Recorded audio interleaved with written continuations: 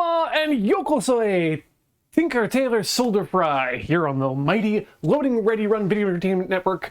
My name is Ian Horner and this is a Let's Try program, as we so named it many years ago. And tonight's going to be one heck of a try, as it were, because we're making sushi. And that's something I haven't done since I was, God, I want to say 16, probably in preparation to go to Japan on a homestay or probably as a 4-H project, something like that. But for some reason, I just don't go to the, I just haven't made sushi since then. I guess it's been way too easy to buy it in that time. God, I was thinking just the other day about how many North Americans' first exposure to the very concept of sushi probably came from that Simpsons episode with the fugu. And that's probably a disappointing thing. Someone says, Princess Intel, is Zojirushi your must-be man of culture as well? No. This is in fact a Toshiba Jazzberry, and this is my trusty rice cooker, and it's going to be getting some work today because when I say making sushi from scratch, well, everything's going to be done. We're not going to be catching fish, we're not going to be planting mushrooms, but we are going to be making the rice, and today's menu, off the top of my head, we're going to start with making some sushi rice. While that's cooking, we're going to start we're going to start stewing some shiitake mushrooms. And then we're going to start flipping and rolling some tamago egg omelet, which I have also never done before, so that'll be an exciting thing to do. And that will bring us up to the point where we then will begin to mix crab with mayonnaise, start cutting some vegetables and a little bit of fish. And by the end of tonight, we're going to have rolls of California roll, because that happens to be Corey's favorite, and I figure if I'm going to make dinner on Tinker Tailor Soldier Fry, might as well get some good points out of it. And we're going to make a Futomaki as well, because I just like the Big Maki for no reason. Arzon asks, did you get a fancy rectangle pan? No, I've not. I've decided to try it on hard mode first, working not even with a Teflon pan. We're going to go stainless steel and see how well this works. My guess is going to be not well, but it's a Let's Try program, so let's try. So what do we need to go over here in terms of information first? Well, to make sushi, you're going to need rice, but not any rice, because there are many rices available. You've got your basmatis, you've got your arboreos, you've got your wild and your brown, and none of these are suitable for making sushi. The reason being is that they don't quite have the glutamic content to allow them to stick together in a pleasing manner, in a lump that goes well with the fish either on top or in the rest of it. So today we're going to be using, you're going to want to find medium short grain rice from Japan. Today we're using, well, doesn't have to be grown in Japan, but the Japanese varietal of rice is what you're looking for. This is Seka. Other rices are available. I like Koshi Hikari, but yeah. So we're going to be doing some rice washing, because the first thing you want to do anytime you make any sort of Japanese rice is wash it. There are available non-wash rices, but really that just takes half the fun out of it, and you don't need them. What you do need is a fine mesh strainer. That's what Wheeler uses. You can use a pot without any sort of strainer. Just use the lid to drain things off. Whatever you whatever you like. But I prefer using a dedicated tool. This is it's a rice washing strainer, and as you can see here, it's got nice long perforations, but not wide enough to allow rice to get through. What kind of rice do we need? Well, we also need a certain amount of rice, and handily, you can break it down using just standard measurement systems. Let me think off the top of my head here. So what we're going to do, well, I'll let you know a little secret. There are many places online where you can download recipes for sushi rice and for the whatnot, just so you get your your ratios correct. So I'm going to be pulling information from justonecookbook.com tonight. Other sites are available. I also recommend Maki Ito's Just Bento for other good recipes there. Just One Cookbook, I don't care much for the, the fluff that gets in between the recipe and the top, but their recipes are good. I have used them on a number of occasions for a number of things, and I trust them. And going to trust their sushi rice seasoning for today first. But we're going to be making as much rice as can fit in the jazzberry. And as you can see internally, oops, I've run out of space on my drive to record. Cool. Yeah, handily, these little rice cookers tell you exactly how much water to add by themselves. That's a bit of a lie, though, because you're going to want to play around with your rice cooker to find out what the ratio of water is to rice, because differences in how old the rice is, what variety of rice you're using, those can all affect what comes out. And I know that the jazzberry likes to make its rice a bit wet, so we're going to be adding less water than we normally would. But we'll get there when we get there. For now, no, yes, as everyone puts out, water up to the knuckle is definitely one of the rules of thumb, so to speak, that you can use for getting that. But I like to just eyeball it myself. But before we actually cook the rice, as I said before, we need to wash it. So let's get to the sink and let's get to washing.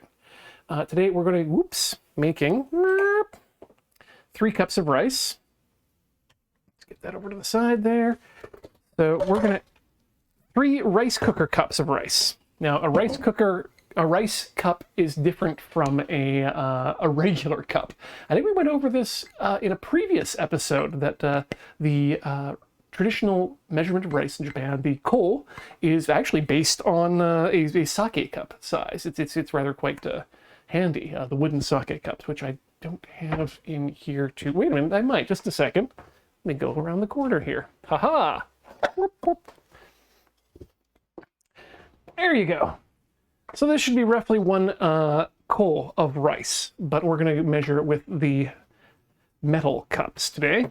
We're going to need to be making 2 1/4 US cups of dry rice. And then we will add just under the same amount of water, or probably even a little bit less. And the reason for that is that we're going to be adding a bit more moisture to the rice once it's already been cooked. But that's for later us to figure out. So let's get the rice in here. Let's move it over here so we can show the measuring portion. So let's go with 1/4 cup, 2 1/4 cups, 3 1/4 cups, 4 1/4 cups. That's 1 cup. 1, 2, 3, 4, and finally 1 more 1/4 cup. This is about a cup more than I would usually make to make onigiri for Corey and I, which would result in 4 onigiri, but this should hopefully cover us in terms of how much rice we need. This is an interesting one with my my phone in my way of seeing things, and we just add water, the rice. Simple, right? And just give it an agitation. Get your fingers right in there. Please do make sure to, like me, wash your hands before the show, before you actually start cooking. Bo Brinkman's saying, maybe I will play along at home and make inari. Ooh, that's fantastic. I recently bought some inari slices, but I haven't tried stewing them with the sweetness yet myself. But I do like the fried tofu skin bags as a form of oden, or on top of my udon for kitsune style. Okay, so you can see that water is pretty cloudy, eh? That would have gotten your rice. if it was in your rice, it's not going to do you bad things. It used to be that there was the urban legend that rice was packaged with talc and whatnot, and you had to rice all the badness off. Now, this is all safe for eating, but it does lead to a unnaturally sticky rice and a lot of residue on it, and the grains don't separate, and it's no good. So we're going to give that another quick agitation.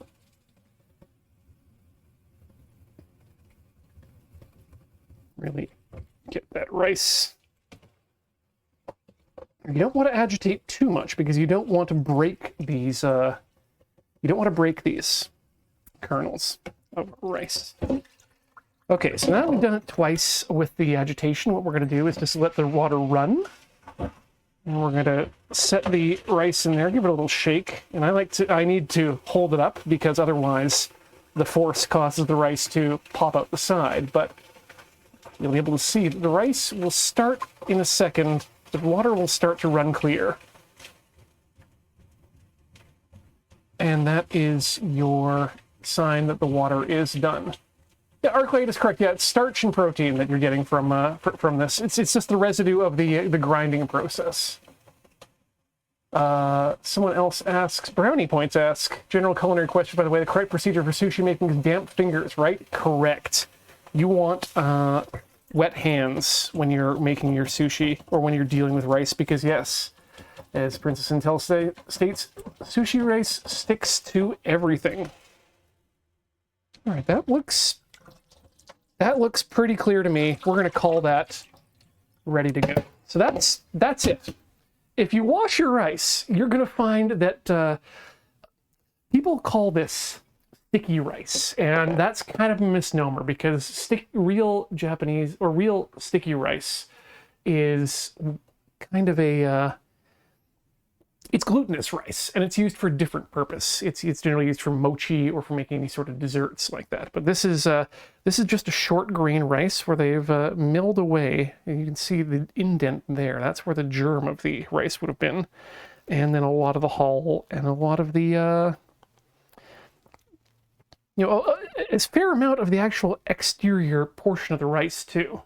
Different grades of sushi rice are defined based on how much of the rice is actually ground away. The higher quality rices grind more of it away. But what you want to do is you wash it so that each of the individual grains comes out shiny and individual. They don't like turn into these explosions of starch, but they still have the ability to stick together in individual grains. I'm just gonna crunch one of those myself there. Anyway, so yeah, now you can let this dry. I've heard people for just eating rice say you can let it dry until you can hear it crack. Actually, starting to get there, but and you can also soak it for a while if you want to. I find that those steps most days are generally unnecessary. You can just go straight into the bowl thing here. Let's try to get as many rice kernels in there as you can. And then just shake it out. And let's take that back over to the sink here because we're going to get some water in there. But there's one more thing we want to add today. And yeah, we don't want dashi in there. We want to give it some extra flavor, but we don't want to add fish because we can't get that out. We don't want to cook it with dashi itself because that would be too much flavor. What we do want to do is add a little bit of dried kelp, some kombu, and that's going to actually give it a bit more flavor in the umami department. So let's reach into here and select a nice, oh, you know what? This piece right here, about half of this is what I'm going to want to use for that. So let's take that out. Where's my scissors? Over here.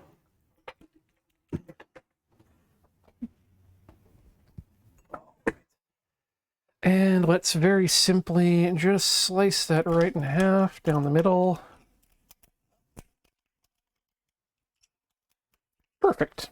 You know what? I might actually just use both these pieces just because I'm Feeling frisky today. Now, the other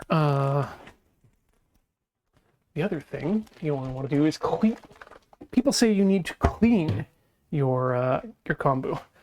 Princess Intel asks if there's a rice cooker recommendations. Mom's been using the same Zojirushi for the last 10 years, if that means anything. Yeah, actually does. Get another Zojirushi, I'd say, or a Panasonic. They're good. But honestly, just the bog standard will work just fine. Maki Ito, friend of the show and participant in Strip Search, recently did a comic about the fact that he's been using the same rice cooker he had since college. So that's got to be at least 10 years, if not more. This thing came with me. This was purchased in the January of 2000, and I want to say 6. So this is absolutely 10 years old. It's getting close to 20 years old, and I'm going to keep running it until it's done. So yeah, we got your kombu. Let's have a look at these to make sure that there is nothing on there that shouldn't be. Most kombu these days is incredibly clean. They do a really good job of keeping it out. But what you absolutely do not want to do is you absolutely do not want to wipe away any of that white stuff. That's the flavor. That's the glutamate. Non-monosodium, but absolutely glutamate. And let's just wedge that down there in with the rest of the rice. And then we're going to add an equal amount of water, but just shy of an equal amount there. So what we could do if we were... if this rice cooker were still fully accurate, is we could end up just filling up the water to that level there, and we'll actually see where it lands once we get there. But for regular rice, you would fill it up to that side. You can tell this side is for sushi because of the Japanese characters in hiragana for sushi. All right, let's get ourselves some cold water. So we're going to put in 9 of these, right? Yes. So, 1, 2, 3, 4, 5, 6,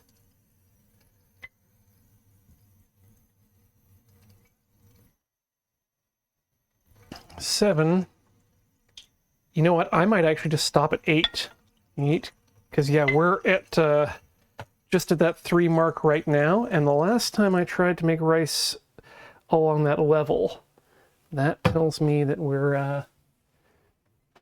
oh, no, we're not quite at that number yet. So let's do less than the 1/4 cup. I like to go up to about 2/3, especially seeing as we're making a bigger run today. What does that do for me? That says that we are just under the line. So maybe that is correct. Maybe that's going to be okay. Anyway, that's it. That's it. We've made rice. This goes now in the machine. And we put that down, and let's put that over. Oh, move this laptop back. Let's stick it here, because we are going to need the stove in a second. Plug it in, and lots of cool buttons on the front. We got one for, you can make porridge, you can schedule it. I have actually scheduled morning rice in a couple days. But we're just going to cook the regular button. I remember the first time I had Corey over for Japanese dinner years and years ago, when I asked her, hey, I'm busy. Can you turn off the rice cooker? And she said, no, I can't. It's in Japanese. I said, great, no problem. All you have to do is push the button that says cut in the in kanji. Wait, that's not going to help. Okay, use the push the button that has the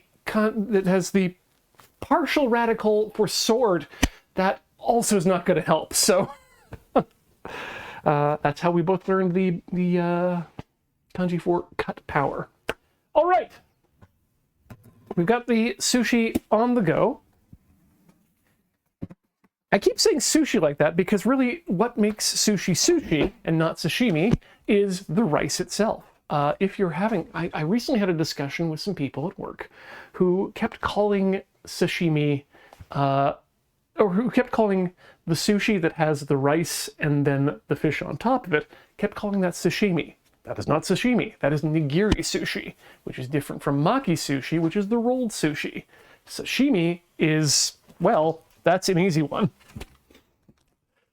Technically, this is sashimi. This is the tuna we're going to be working with later today in block form. You can, if you've got a local Japanese grocer, they probably have a freezer section with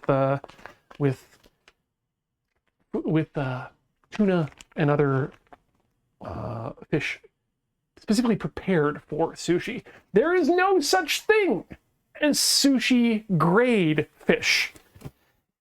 It's all about how it's prepared. In the case of tuna, for safe use in North America, it just needs to be frozen at sea, and that kills any sort of microbes and sad things that you would want to be, you would not want in your body for that. You could probably get fish from any reputable fishmonger in your area, but talk to them. Let them know what you're doing with it, and then they can actually guide you towards the fish that they are going to be selling that will be okay for sushi, or tell you to go somewhere else. But don't just go to your local whitey grocery store and grab a salmon off the shelf and expect that to be good. It probably will be, but you just want to be. I want to make sure that you are safe at home. Okay, let's move on, because we should get our shiitake stewing. So for that, I'm going to need to actually make some changes here. Let's swap over to the California roll recipe here, and we are going to need, that's California roll, that's not what I want. Futomaki is where we need to be. We've got our rice, we've got our kombu that's making the rice taste delicious. We need our shiitake mushrooms. We're going to need a cup of water for soaking. Well, we're not soaking because we're using fresh shiitake mushrooms rather than dried ones today. But we are going to need 1 teaspoon of kosher salt, 1 tablespoon of sugar, 1 tablespoon of mirin, and 1 tablespoon of soy sauce. And maybe I want to say about half cup of water. We'll decide how much water we want when we get to it. Let's put away the secondary camera there for a second. All right, where am I going with this? So, measuring spoons. We're going to start with the sugar, mirin, soy sauce, and salt. So we got 1 teaspoon. I'm going to flip open our flippy flip for our salt. You know what? Let's put this on the countertop and watch the action. Hey-o. Sorry, you're just gonna have to deal with this today. I've decided I don't care about having things in the shot. It's more important for you to see all the things. Nope. Big iPhone. Big iPhone. Okay. 1 teaspoon of kosher salt into the mix. Let's put that aside. Hydrate. Oh, right. Wait a minute. Always check your expiry or best before dates before you start the show, so that you don't have a heart attack halfway through wondering, wait, is that 2022 or 2023 that this crab expires? Let's see here. Where are we going? We need a tablespoon next, because we need sugar, which is weirdly something I don't use a lot of, so we'll have to fill up the little sugar dispenser. Out there. Top you up.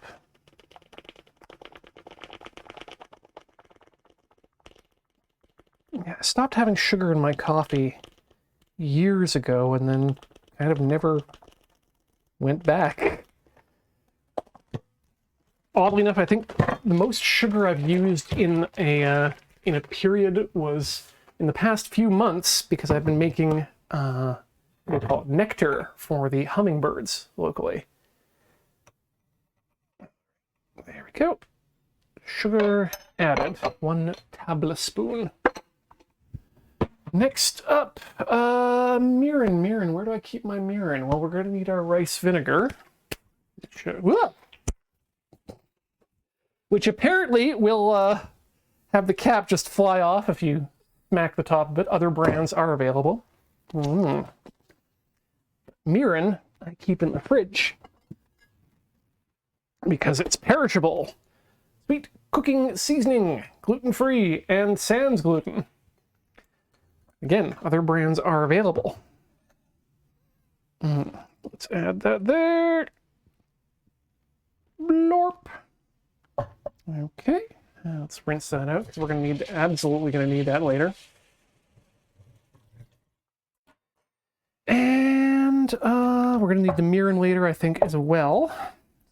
So, last thing we need is, let's say 3/4 cup water? 3/4 cup water. That seems like a good idea. I'm just double checking to see how much water. Oh, wait, okay. If the reserved shiitake liquid is not 1 cup, add water till you have 1 cup. Okay, well, we'll just use 1 cup of water, because that's what it wants. Let's do that via the measuring dispenser. 1, 2, 3, and 4. Now, a question I have for myself for a second from now is, do we stew the mushrooms? Okay. Mushrooms get stewed whole and then cut afterwards. That is important. So, let us, but we do trim the stems, I believe. Okay. Well, we're going to leave the stems in with it while it stews, just so it gets more flavor in there. Let me get my pot.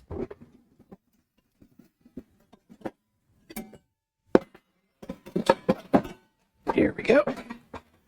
Okay, so we'll just kind of... Nope. Shiitake mushrooms are interesting because the stem doesn't want to come off on its own. Let's just destem those. They're chock full of deliciousness as well.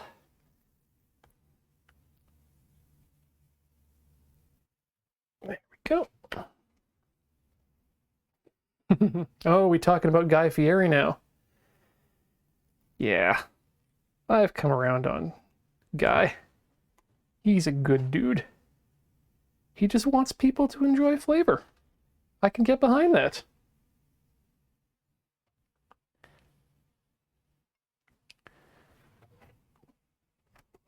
Alrighty, here we go. A few more stems to deal with. There. 2 more there. Oh no! Maybe Elio's allergic to mushrooms. That is unfortunate. We can't share these particular futomakis with you, but on the off chance that someday we'll be able to all eat in the same purpose, we'll all have to share our food allergies, and it'll be a heck of a thing. All right, here we go. Right, we need to stir up our stuff, and for that, I like to use one of these guys. Come on. I find the automatic stirring action is just really helpful. It does a much better job than my own hands. Plus, you get to see your solution come together.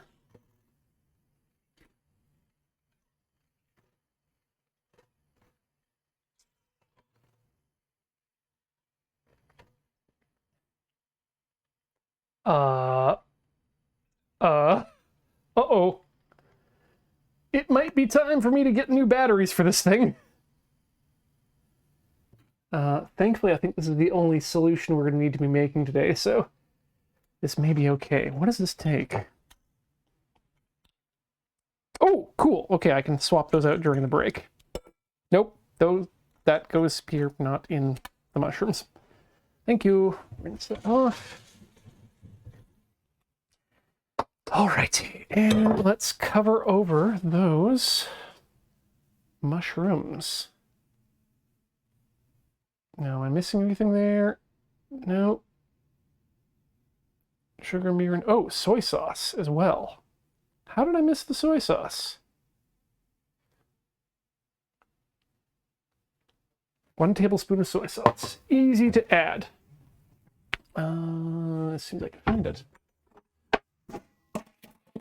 Goodbye, white pepper. You were greatly loved, but you were also empty, so we'll forgive you.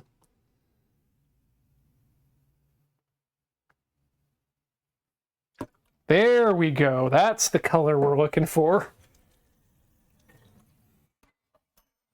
It's amazing how much of a difference that makes to color and also to flavor. If anyone's curious, bog standard Kikkoman is Ian's soy sauce of choice these days. All right, so what we need to do now is just get this stewing for the next little while, and then it's time for us to move on to the egg. We have no time to waste, folks. The rice is cooking, and when the rice is ready, then it's time to move on to that next step. All right. Bring to boil, and once boiling, lower the heat to medium and cook until most of the liquid is gone, about 20 to 30 minutes. Great. Let's add that there. And then we'll just kind of jiggle it around until, let's get a poker. Let's get a proper poker in the form of some chopsticks. There we go. That seems a bit more covered. We're going to want to cover that, but let's bring it to boil. So come on over with me to the stove. Let's get a light on there and go to high heat there. Okay, well, that's coming to a boil. Let us peel the cucumber and actually, let's peel the carrot first and get that working. No, right, we were going to go with the egg next. Right, so we need to look up another recipe. This is the first time I got 4 recipes open today, folks. This is a fun one. So let's rinse out our measuring cup. Into the measuring cup. Come on over back to the area, the prep area. To our measuring cup, we are going to be adding 3 tablespoons of dashi. Now, here's an interesting one. I like to use hondashi, which is packaged dashi granules, just sort of to make things a lot easier on myself, and you should too. What the Japanese normally do at home. No reason not to do it yourself. It's so much easier than trying to boil up the flakes and the kombu, but such an option is available, and maybe one day I'll give that a try. Now, this is from the Ajinomoto Corporation, the thing of flavor, known probably best for their monosodium glutamate. Literally the Ajinomoto monosodium glutamate. Be not afraid. It is full of flavor. But when you're dealing with dashi, the ratio is on the back, tells you use 1 1/3 teaspoons or 4 grams for every 2.5 cups of water. So we're looking at, for how much water are we doing here? 3 tablespoons, eh? Well, okay, that's almost 1/4 of a cup, so we need less than 1/8 of a gram. So what I'm going to do is just eyeball it, because this is really just for flavoring purposes. And honestly, in my opinion, you can't have enough you can't have enough, well, I mean, you absolutely can have too much dashi flavor, but it's not too difficult. So let's take the half teaspoon and let's just eyeball it down to not even, just under a quarter, maybe an eighth. That's probably going to be too much flavor. That should do. Okay, so there we go. There is our dashi. Then we're going to add 3 tablespoons of water to that. Let's add the 1, 2, 3 tablespoons of dashi powder, or not dashi powder, of dashi stock, 2 tisps of sugar. And you know what?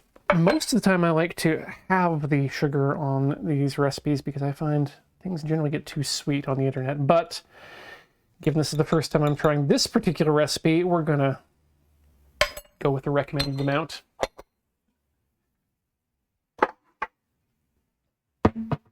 All right, let's do that. Now, if you don't want to use dashi powder or the fish, you can also boil out your own dashi stock using just straight kombu, and you'll still get that same amount of umami in it, but it will make things vegan, and if that matters, then that's great. 1 tisp of soy sauce, 1 tisp of mirin, and 2 pinches of kosher salt. Now, once you start cooking Japanese food, you're going to notice that the ingredients mirin, oops, almost picked the wrong bottle there, soy sauce and dashi come up a lot, and that's for good reason. A, because they are delicious, and B, it's where you get that kind of trademark Japanese flavor. All right. Our mushrooms are beginning to heat up. You want to have a look at those over here. Right, I needed to add some soy sauce and some mirin, both in the 1 tisp varieties. Let's mirin and soy, and the soy will hopefully wash the mirin out of that. Measuring spoon a bit. Okay, there we go. Ooh, okay, here we go. That's boiling, so let's reduce that to medium. I'm gonna go with actually medium-low, 3, again, because learn your stove, people. It's a good idea. And we're gonna go for 20-minute timer. It only needs to be until the water is almost gone. This is actually, fun fact, mostly exactly the same way as you make menma, which is the bamboo shoots that you get in ramen. I should actually leave that uncovered so that the water evaporates. Yeah, if you take just canned bamboo shoots, these are not going to taste the same way in your ramen as they will from the restaurant. But if you boil them down with dashi, mirin, and soy sauce, you will get that lovely, lovely flavor. Calderon says, I always overdo the mirin. Don't be like Calderon. Don't overdo your mirin. Agreed. Right. Let's, just boost that heat just up to 4 there. And I want to make sure that I'm doing everything right. 20 to 30 minutes. Did I make that? Oh, good, I did. Okay. So we got the soy sauce, we got the mirin in there. Let's swap back over to the other recipe. Soy sauce is there too. Good. Okay. Next up, we need 3 eggs, and then we go right into the pan work. So let us bring you back over here while that goes, and we're going to deal with our eggs. Eggs live in the fridge because We live in a world where I can't get good fresh eggs, and all eggs are washed to remove the salmonella, but also that means that they need to be refrigerated. 3 eggs and bowl to put them in. Oh, God. You know, this is one of those few programs I wish that we could offer in Smell-O-Vision, because right now, the smell of this, these shiitakes coming off the pot is stunning. I'm actually going to flip some of these over so the caps are up, and so that we can get the water going right into those. All those little finny fins. Come on. Flippity-flip, flippity-flip. There we go, and the rest are stems. All right, let's get a bit more. Yeah, I guess we're going up to full medium on that. Right! Eggs! More chopsticks. And I should get that pan out and start heating it up.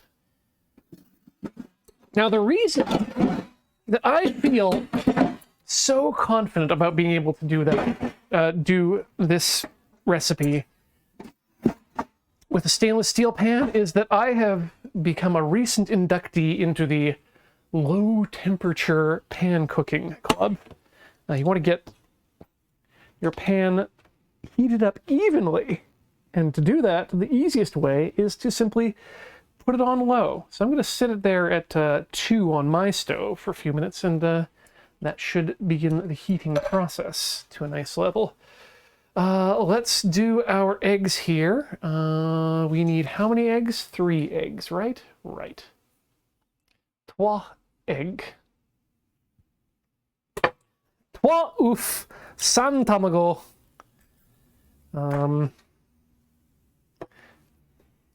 Dry German egg.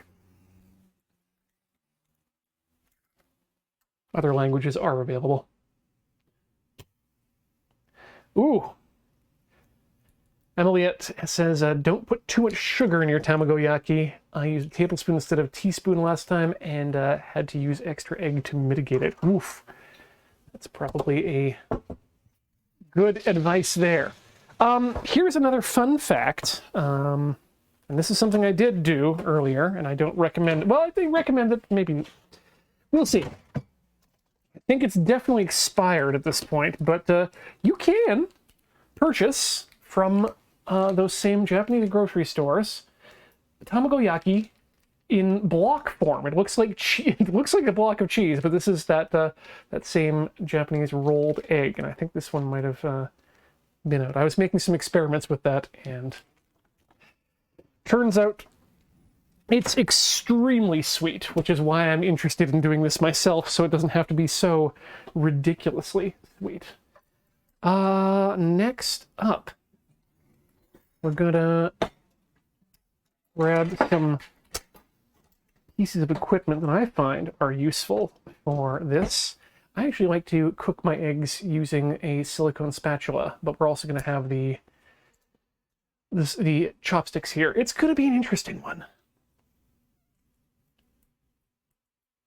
Boggles your mind. Don't often catch the cooking TCSS. Ian's asked why he doesn't use weight measurements or metric, apparently. It's often because the recipes that I work off of are already in Imperial, and I own Imperial implements. Weight, I definitely will always use whenever I'm dealing with anything baking, where you actually need to get those ratios exactly correct, because that's what you want. But when you're dealing with volumes of things, and especially when it's rough, like dealing with these sorts of ratios, it's a lot easier sometimes to just go with what's on the page. But yeah, absolutely, I would always prefer to work with weight myself. That is my own personal preference. So we don't want to overmix this, apparently, and I think that's as close to mixed as it's going to get. I'm going to rinse those chopsticks off, because heck, they can be reused. Dark Morph Words putting a flag in the sand here, saying, really though, you're going to want a proper rectangular tamago pan? Probably. You're probably right. I think the question I'm asking myself today is, how often am I going to be doing this sort of thing? versus buying the pre-made stuff, and I've already decided that I don't want to buy the pre-made stuff again. So it's all come down to how well this works. All right, I do actually have a set of metric milliliter based measuring spoons, but I don't use them because, one, they're plastic, and I hate plastic for things that get washed. It's very easy to scrape things. This is something that came to my came to me via my brewing, is that when you scrape plastic, it makes it very easy for a biofilm to occur. So I don't want to ruin those particular things. On top of that, though, these are collectible spoons. They were actually released as part of swag that was given away to Canadians way back prior to my birth in 1980 when we were switching over to the metric system. And so they've got that that very, very cool Canadian metric logo, which is a combination of the letter M and and the maple leaf. I'm sure someone will put it in the chat, but don't want to use those for a couple of reasons. Okay, so we got that in there. Next step, we're going to need to, they want it, the pan at medium heat. We'll see about that. Actually, you know what? Come on, join me over in Pan Town. Ah, now that's how it works. Okay, so we're in Pan Town now. We need to add... Well, first we need to whisk up the mixture. Let's get out our good friend, the mix. Hey, thank you, Jaded Cynic, for bringing that logo up. God, I love that.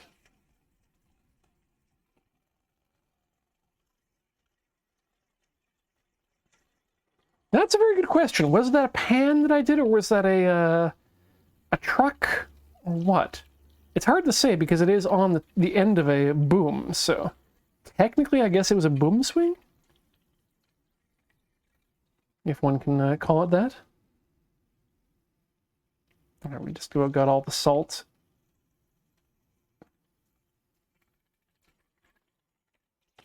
The other nice thing about using this sort of thing as a stirring implement is that it oxidizes. It adds air to the mix, which generally you do in your mouth, but people sometimes forget to do. So... that further enhances the flavor.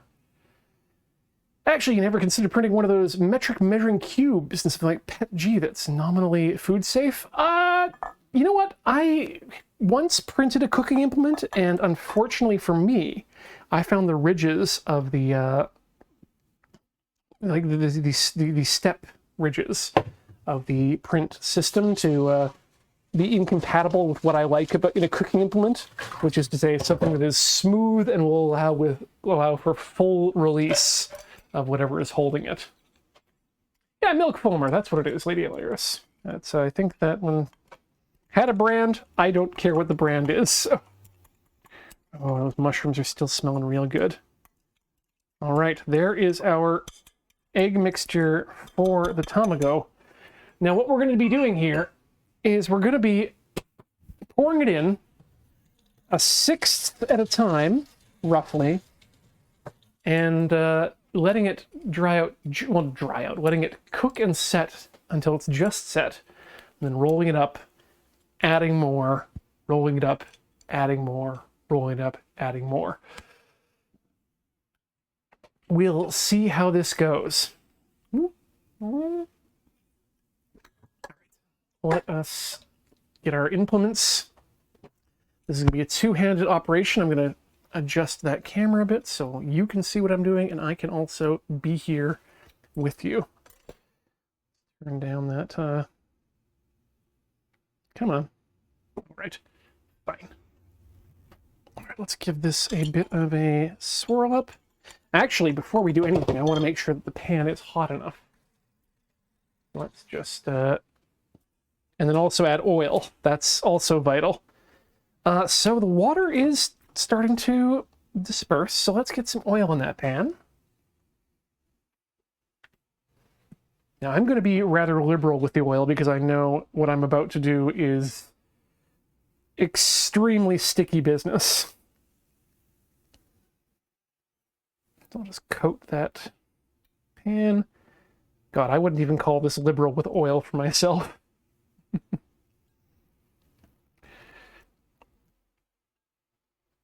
All right, that seems like a good cooking. We may want to actually end up re-oiling between batches too. All right. Pour number 1. Just get it in there. Leave it there. Oop, that might be too much, actually.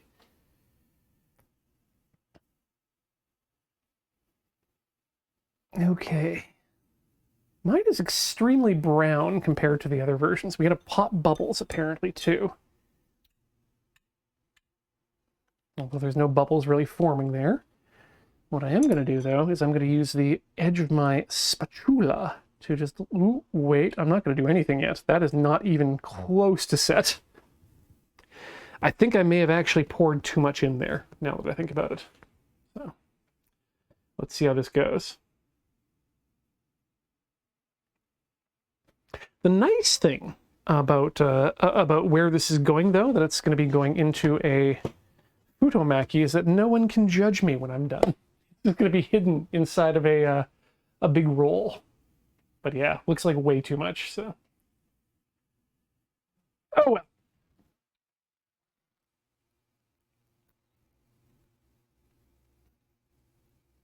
It's going to be a while before this sets, I think. Let's check that top layer again. Okay, it's starting to set up around the corners. Yee, but not quite.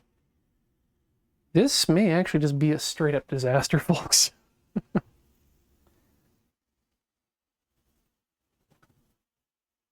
Yeah, I can't pour that back in. Oh, well.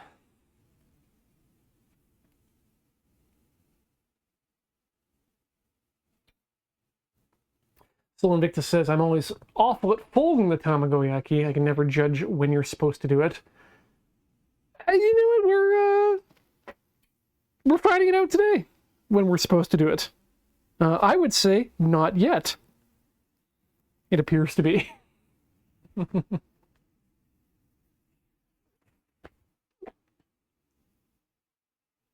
Yeah, if nothing else, what I can do is just pour the whole thing in, make a big ol' lump, cut some strips, and just slide that into the Futomaki.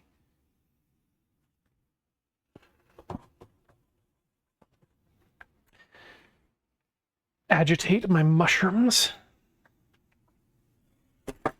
Yee! Okay, no, that's fine, that's fine. Everything's okay, everything's fine, don't worry.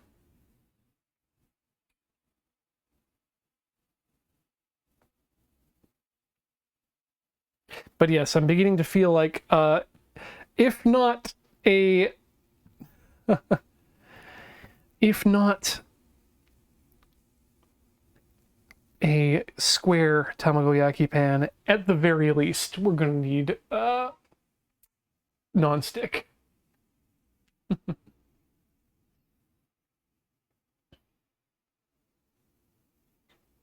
Yes, Annex Media. We want crepe and not pancake pours.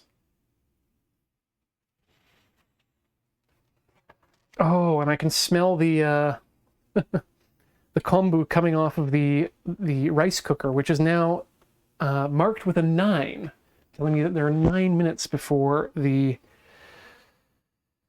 rice is done. You know what? We may not be able to take a full-on break here, folks.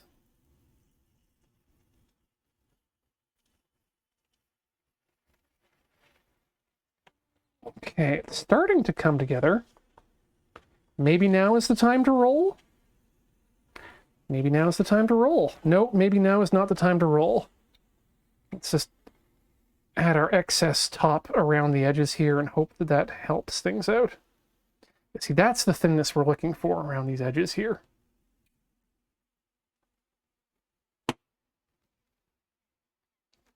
Okay, this might be salvageable yet. Might be. We're going to see. Keep that heat nice and low. I keep forgetting that despite the fact that there's oil The problem is also that there is sugar, and sugar be sticky, and Ian no likey the sticky.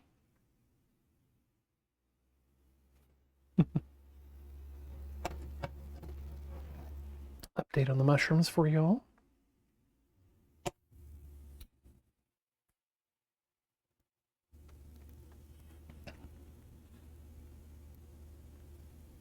All right, it looks like it's starting to really firm up there. Let's check those edges. See if I can get under the edge. Oh yeah. Oh yeah. This is gonna be good. Poke that corner.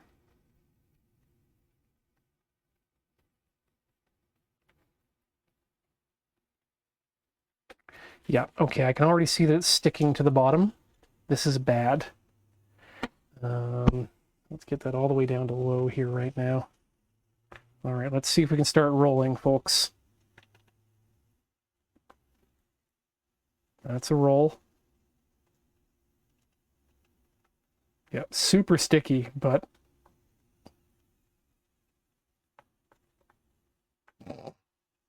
Let's see if we can roll it from the other side. Oh. Oop. Oop. Oop. Oop. Oop. Oop. Oop. Okay.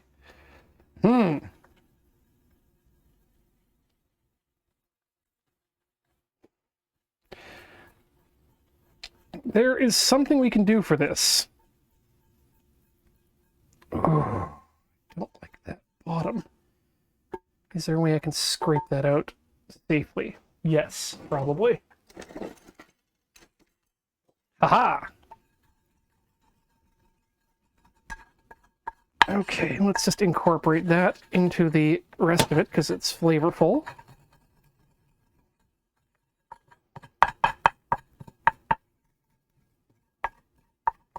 Okay. Got another clean surface.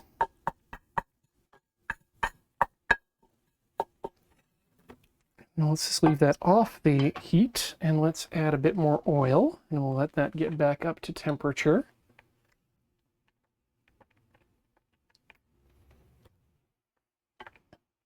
Let's let that oil heat up a bit more this time too. And I am going to take this opportunity to go open a window because it's getting warm in here. So open the windows. I am getting so hot.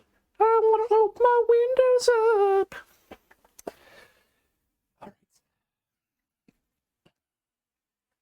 Try butter in a little lower heat and patience killer. I think there's a lot of things that are going wrong here. Yeah, this is definitely a 1 on the stove level. A bit more time to let that oil actually heat up and get mixed up. And then we're going to pour a very small amount of that mixture in. We're just about there. I just got a notification on my watch that the mushrooms are nearly ready, so we're just going to let those continue to boil off. I'm hearing sizzling from the pot, so let's add just the barest amount of... Yep, there we go. Spread it out.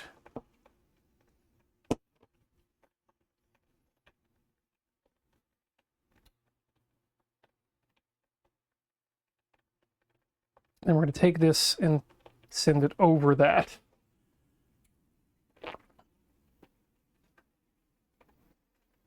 Ooh, clarified butter for working with stainless is not something I'd consider.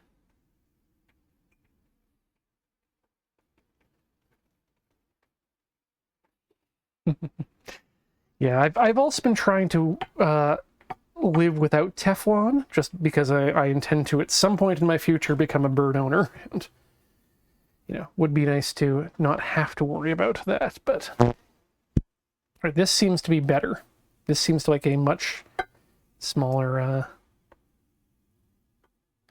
smaller layer. But I think everyone is correct who said, hey, Ian, you may want to buy the actual pan. All right, let's see if we can flip this over in a meaningful way. And that kind of worked. That's not working at all. All right, well, you know what? We'll just move it over. And we'll do the same thing again. And then we're going to use a little trick at the end to press it all together, and everything will be fine. Everything will be fine. So a bit more oil. Let's take the currently extant egg out of the egg zone. Let that oil heat up.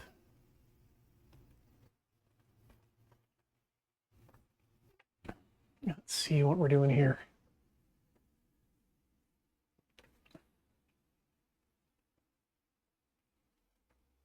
Thank you for Symphonic Luida for explaining the reasoning behind Burb Friend Teflon No Good Time. Yeah, the lungs of parrots and other birds don't work the way ours do, and are therefore a lot more sensitive to the off-gassing of Teflon and related things. If you're a bird owner, you might also want to consider not running your self-cleaning oven while your bird is in your home, for similar reasons.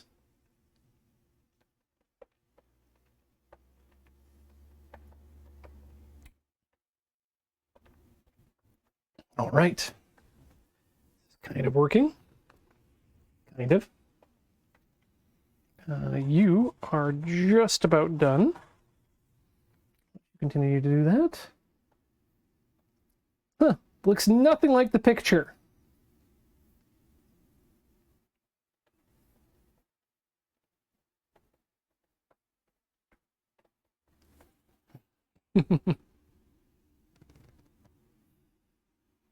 Birds can't have avocado either. Yes, correct. Can birds eat pretzels? I probably shouldn't let them do that, but yes, they can. They can eat. They can have a little bit of pretzel as a treat. Probably not a good idea to give them the ones with the big ol'. You break off the salt crystals first.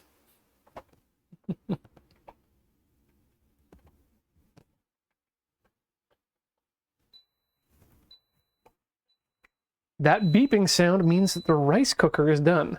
Thankfully, we can just leave it as is, and that'll firm up the rice a bit. It'll keep it in a nice, warm sitch for us while we finish up this tamago sitch. Okay, while I'm doing that, I'm going to quickly prepare. Didn't expect to need to break it out this early. We're going to break out the bamboo mat because what we can do is we can use this.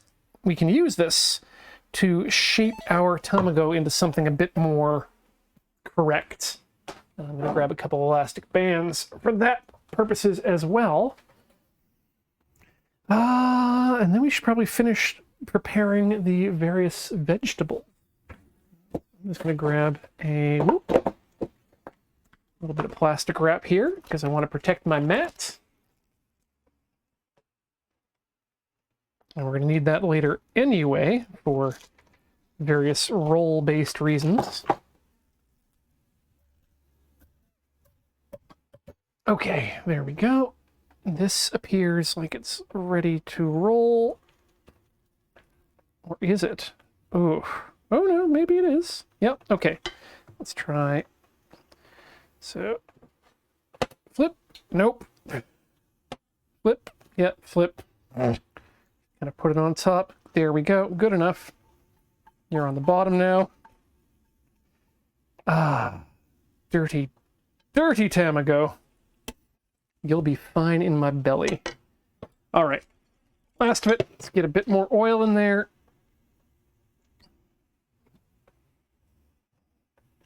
Move it around.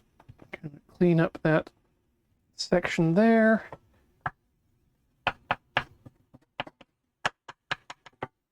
Let's get that last of that tamago mixture in there.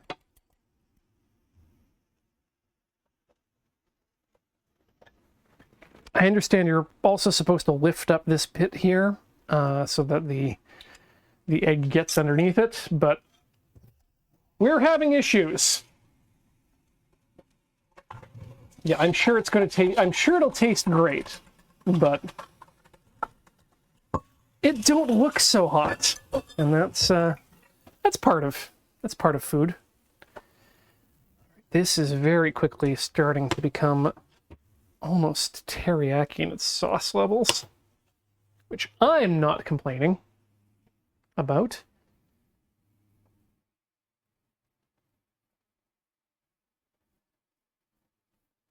But we're going to want to apparently cut these up and then squeeze them out. So maybe let's take that off the heat now, and we'll cut those up and squeeze them out in just a few minutes. This needs to finish here. Oh, hello, Raiders! Welcome, Food Beast! Hey, welcome to Tinker Tailor Soldier Fry, our Let's Try program here on the mighty Loading Ready Run Video Entertainment Network. And tonight we're trying to make a few things. It's been years since I've made sushi. I was 16 the last time. I'm 42 now. But this is my first time making tamagoyaki, and boy, we've made some mistakes. We've made some bad choices. So we're finishing this up here. I'm going to take this into a bamboo mat and press it afterwards, and hopefully we'll get something that we can use for futomaki, because it's going to be in the inside. No one's going to see it. But next time we'll do it up right. And yeah, and then once we've got that on the go, we'll move on to making our sushi rice. So let us let that continue to boil. I'm going to take these, our stewed shiitakes, and I'm just going to let them cool here in the sink. And we'll need to squeeze the liquid out of those mushrooms, and we'll use those as a topping as well. I guess I should peel this carrot while I'm waiting. If I'm looking for something to do, I can peel a carrot.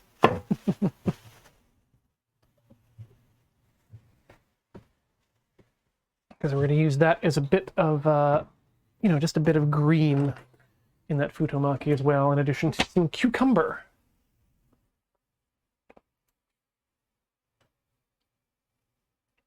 Oh, what's the here? Dragonite Stream says, as long as the rice is done well and you don't add sesame seeds, it should all be good. Oh, Dragonite, we're going to get sesame seeds on the outside of those California rolls. But that's about it. All right. I'm assuming that you have a sesame allergy from that particular statement.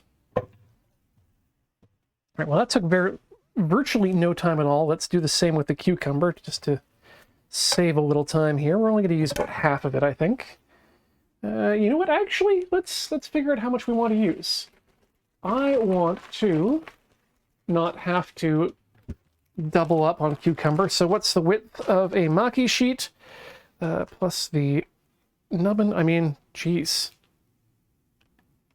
Well, I might as well just use the whole thing, I guess. It's basically the width, a little bit extra.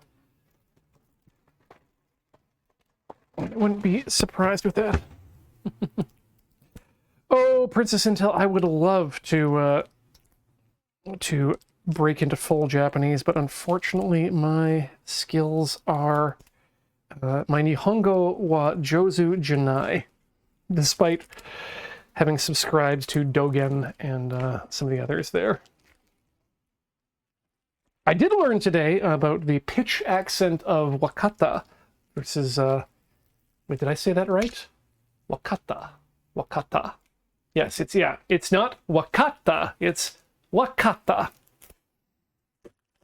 It goes down and stays down. And I strongly suggest that you stay down.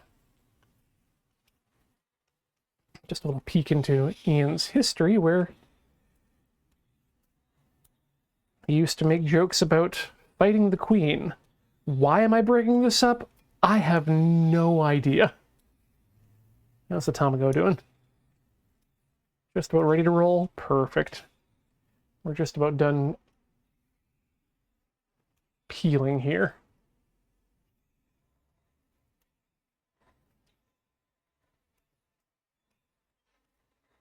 Yeah, pitch accent is hard and not intuitive, which is another one of those problems. Thankfully, it's not the top of my list of things I need to learn right now. That would just be the vocabulary. All right, I think this is ready to roll. It looks kind of like it. Let's attempt.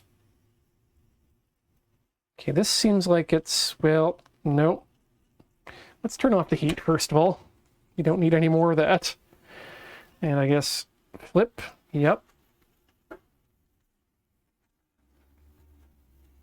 Okay, this is an absolute mess, but it's kind of in the shape that it needs to be. So let's get that into the plastic wrappinating over here. And then let's form it up and let it set for a while. Woo! Hi, welcome to Ian's Wild Ride, where the tripod almost tips over and then I fix it by jamming my foot on one of the legs. All right, let's get that rolled up and then formed into something log-like. Hey, you know what this is? It's a preview. All right, that seems... that is the shape that we want. Put that over. All right, and let's let that sit for 5 minutes. And then hopefully that'll make something that's going to be egg-like. This seems like a... You're trying to thumbs up? It's over here.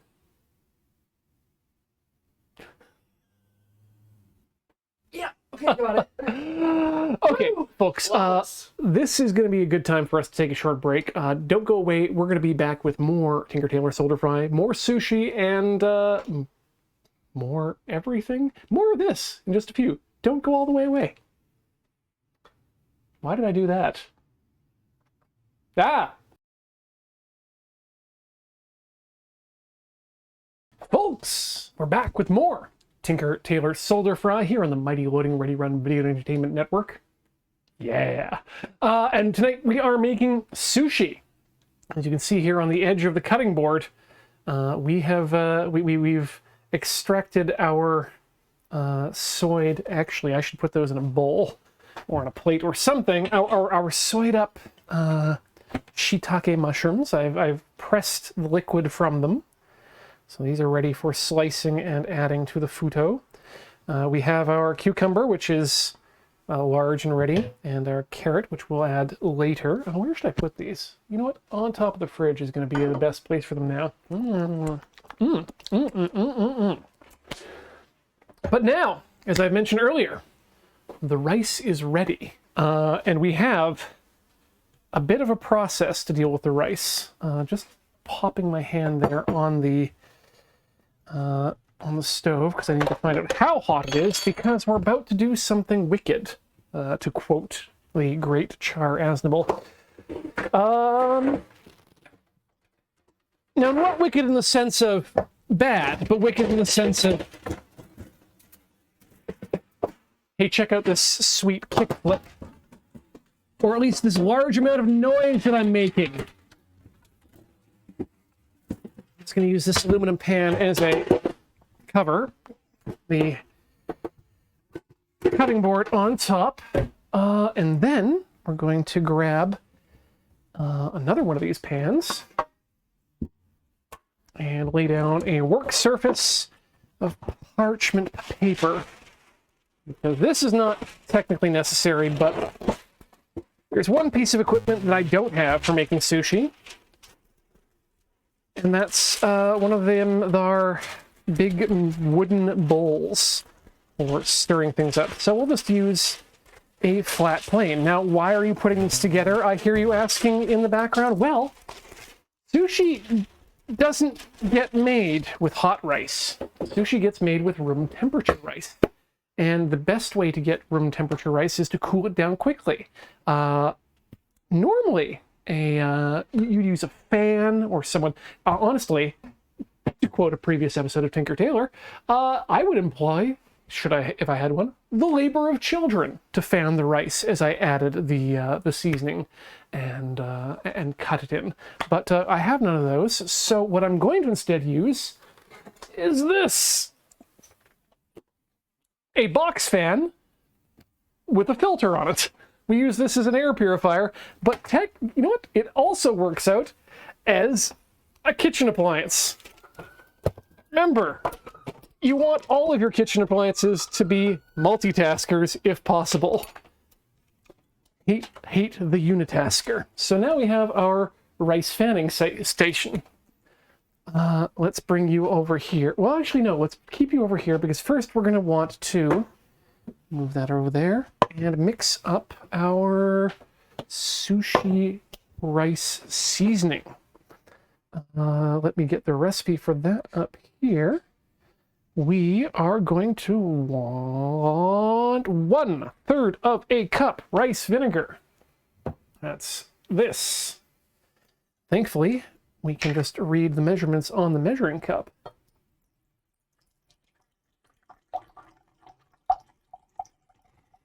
That seems to be correct. Next up, we're going to need 3 tablespoons sugar.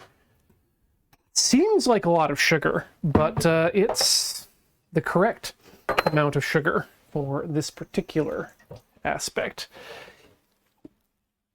Yeah, turns out sushi is not exactly the most healthy of dishes. So that 1. Let's make sure that that's 3 tablespoons. Good Lord. And then 1.5 teaspoons of kosher salt. 1, 2, and 3. You know what I didn't do is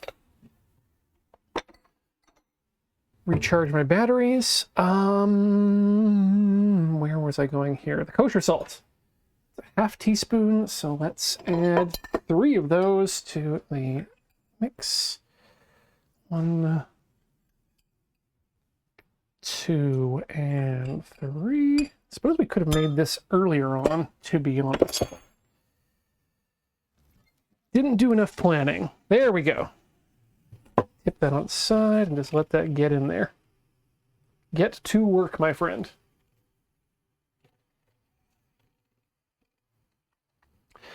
Brozard, sushi can be a special occasion meal. Like home sushi, absolutely, is a big deal, and you're generally going to be having, you know, your hand cone sushi parties for that sort of thing. Underachiever, you can absolutely omit the sugar, but it will affect the taste slightly. Honestly, I'm looking to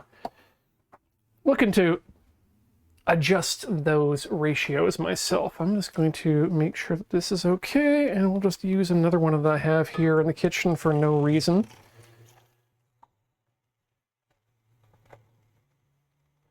All I'm going to say is that I'm really glad that I keep my paint equipment extremely clean. All right, there we go. That should be... No, not quite. There's still a lot of salt in there. So I'll just let that continue to whip up. Thank you, Dragonite Streams. Yes, bringing a little bit of history into it. They point out that sushi was originally a way of preserving fish, and then became a junk food street vendor type food. The whole high-end delicacy thing is somewhat recent. Yeah, it used to be that the vinegared rice was used as a preservative for the fish to keep it fresh on the journey home and maybe for the next day. And then it turned out that, hey, if we eat this vinegared rice with the fish, it tastes even better. And then went from there.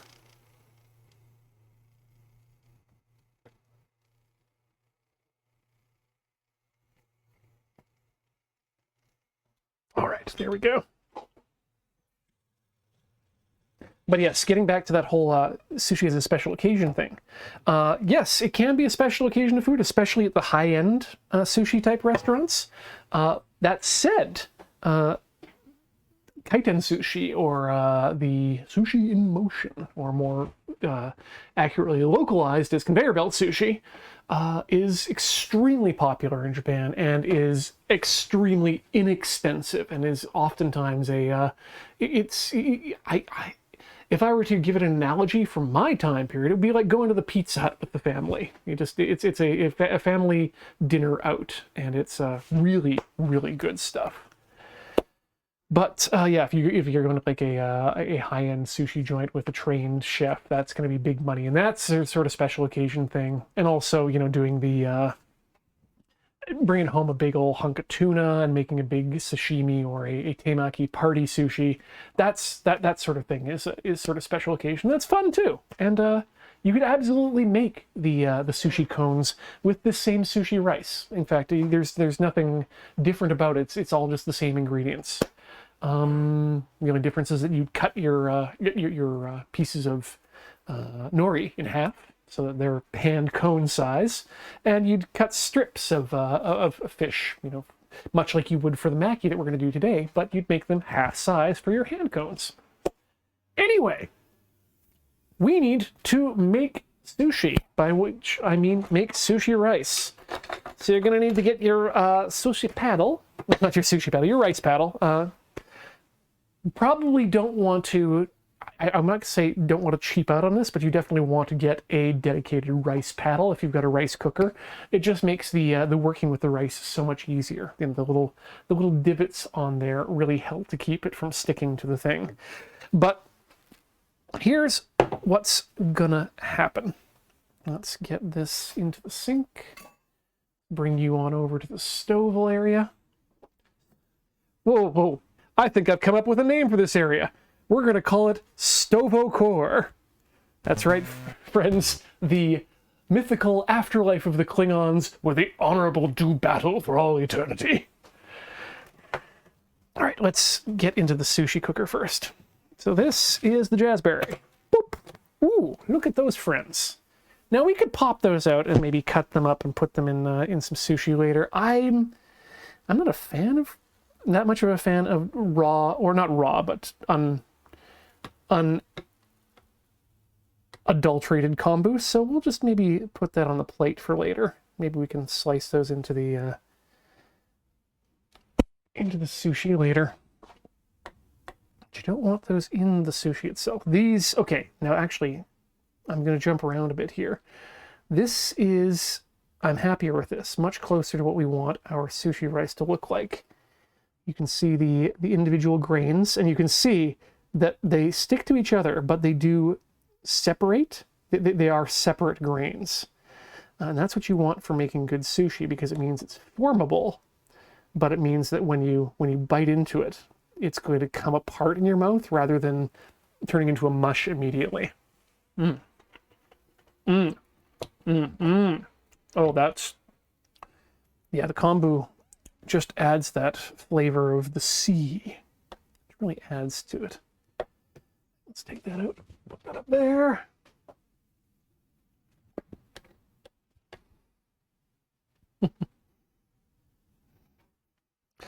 Thimker, we're always all the time making Klingon jokes on this channel. This is one of the few channels on the internet and on twitch.tv where you can quite legitimately experience Beej. That probably won't happen until Saturday, where we do Loading Ready Live, but he'll be here. All right, so that's our rice. You can see it's it's full of rice. So what we're going to do is we're going to turn on our fanner, and we're going to transfer this to the area. Actually, you know what? Let's leave the fan off for the moment. Let's leave it nice and hot, because you want to add the seasoning while the rice is hot. You want it to be able to absorb into the rice, but you also want it cooling quickly so that it absorbs it and seals it away, I guess.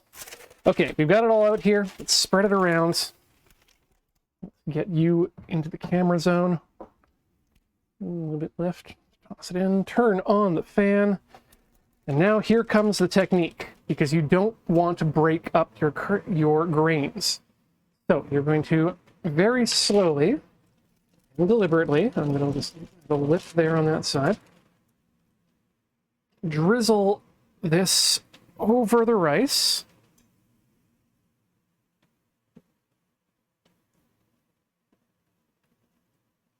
And make cutting motions at a 45-degree angle. See how that separates the rice, but doesn't break it up?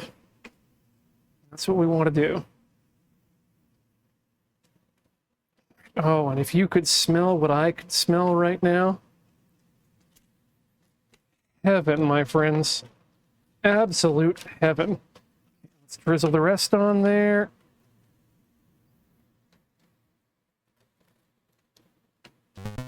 And you're going to want to fold it over. Continue cutting until every grain of rice is helpfully covered.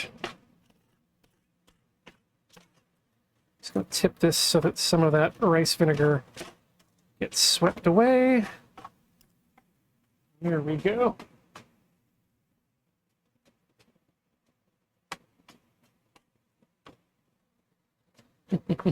Thank you, helpful chat people who are here to educate the newcomers in our ridiculous and fantastic lore and backstory. Right. Look at that shine on that. Actually, there might be a bit much wetness in there, so I'm just going to let that open up like that.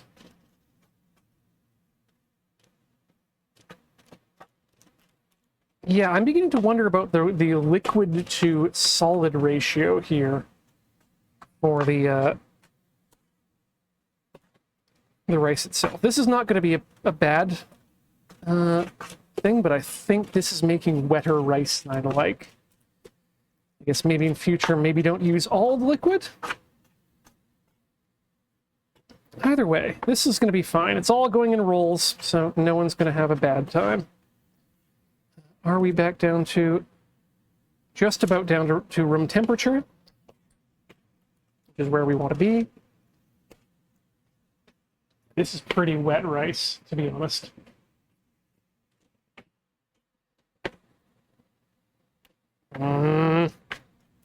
Disappoint in self, but what I should do is actually give myself a taste. Because that's where the... quite literally, that is where the proof that is in the pudding, the proof of the pudding is. In the tasting. That's how the saying goes. Proof of the pudding is in the tasting.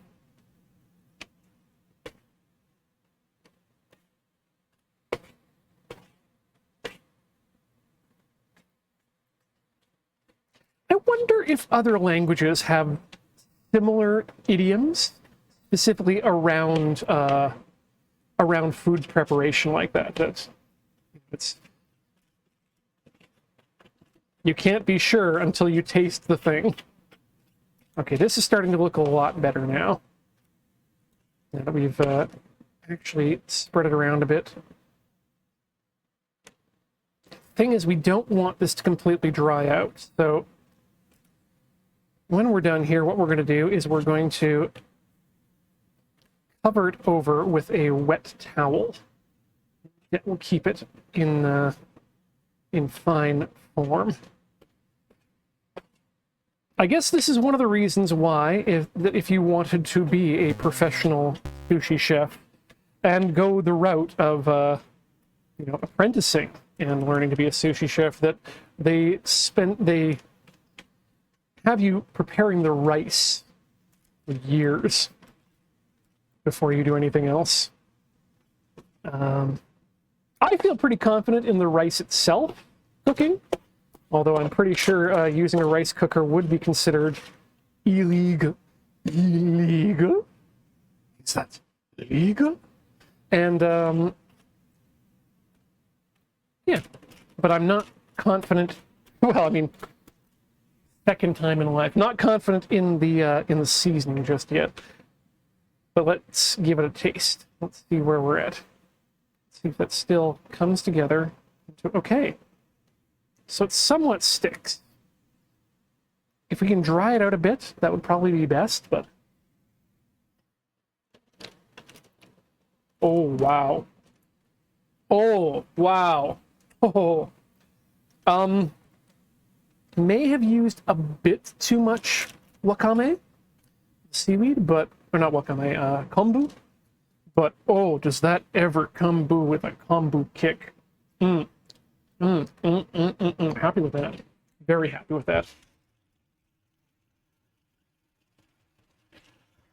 All right. Oh, Swedish apparently has easy as a pancake. I like that.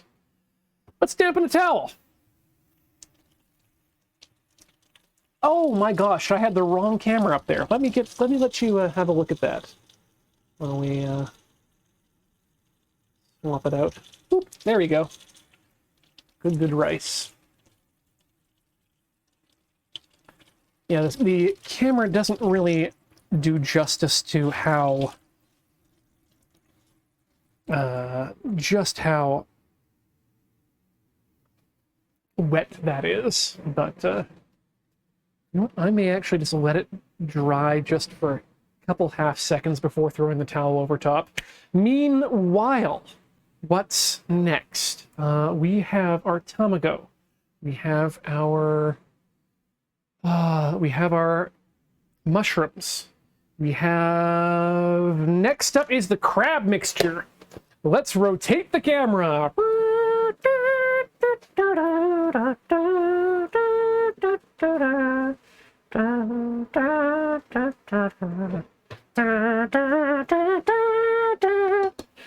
Corey is giving me the look off camera.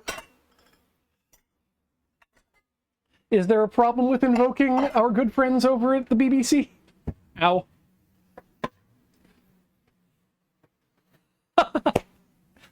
No comment. No comment given. Okay. Next up is the crab mixture, because everything trends toward crab. And we're also making California rolls, so that's oh no.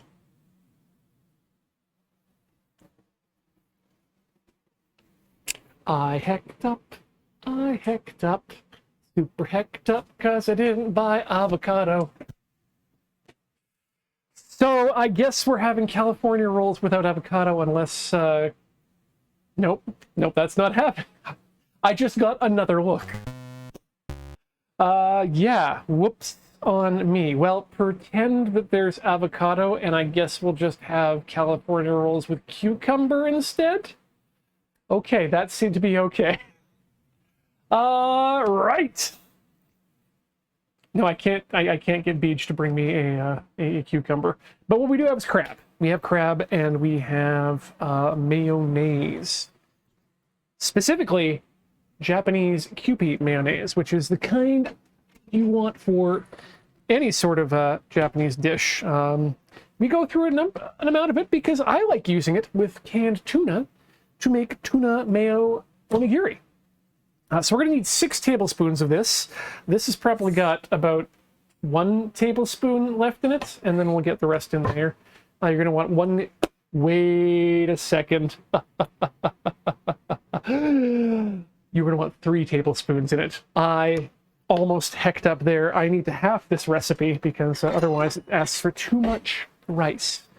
So, we're going to get the crab meat, cucumber, no avocados, no lemon, and the crab. So let's open up the crab. I once made crab onigiri, but it turned out to be not good.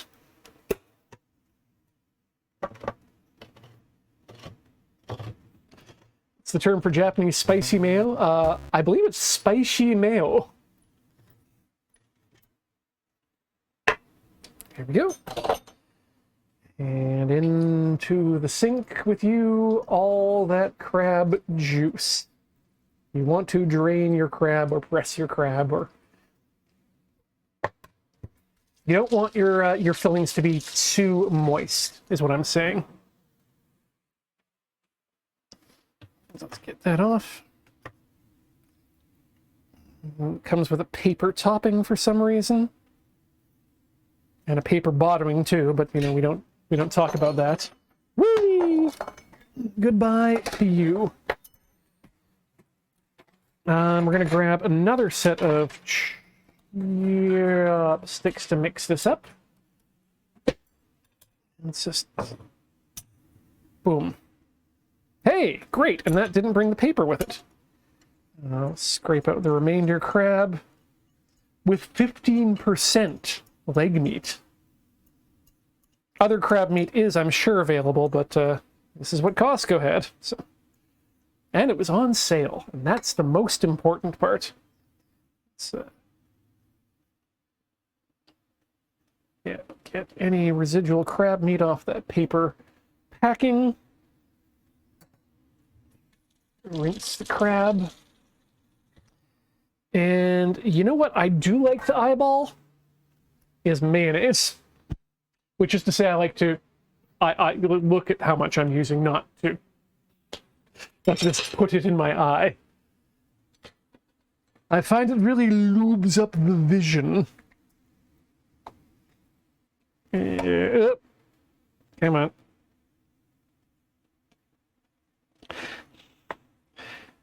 Welcome to the only show on the Loading Ready Run Network where you get to see Ian extracting as much mayonnaise as he can from the bottom of a Kewpie container. How much is it? Not much, actually. About a teaspoon. I also give up quickly. All right.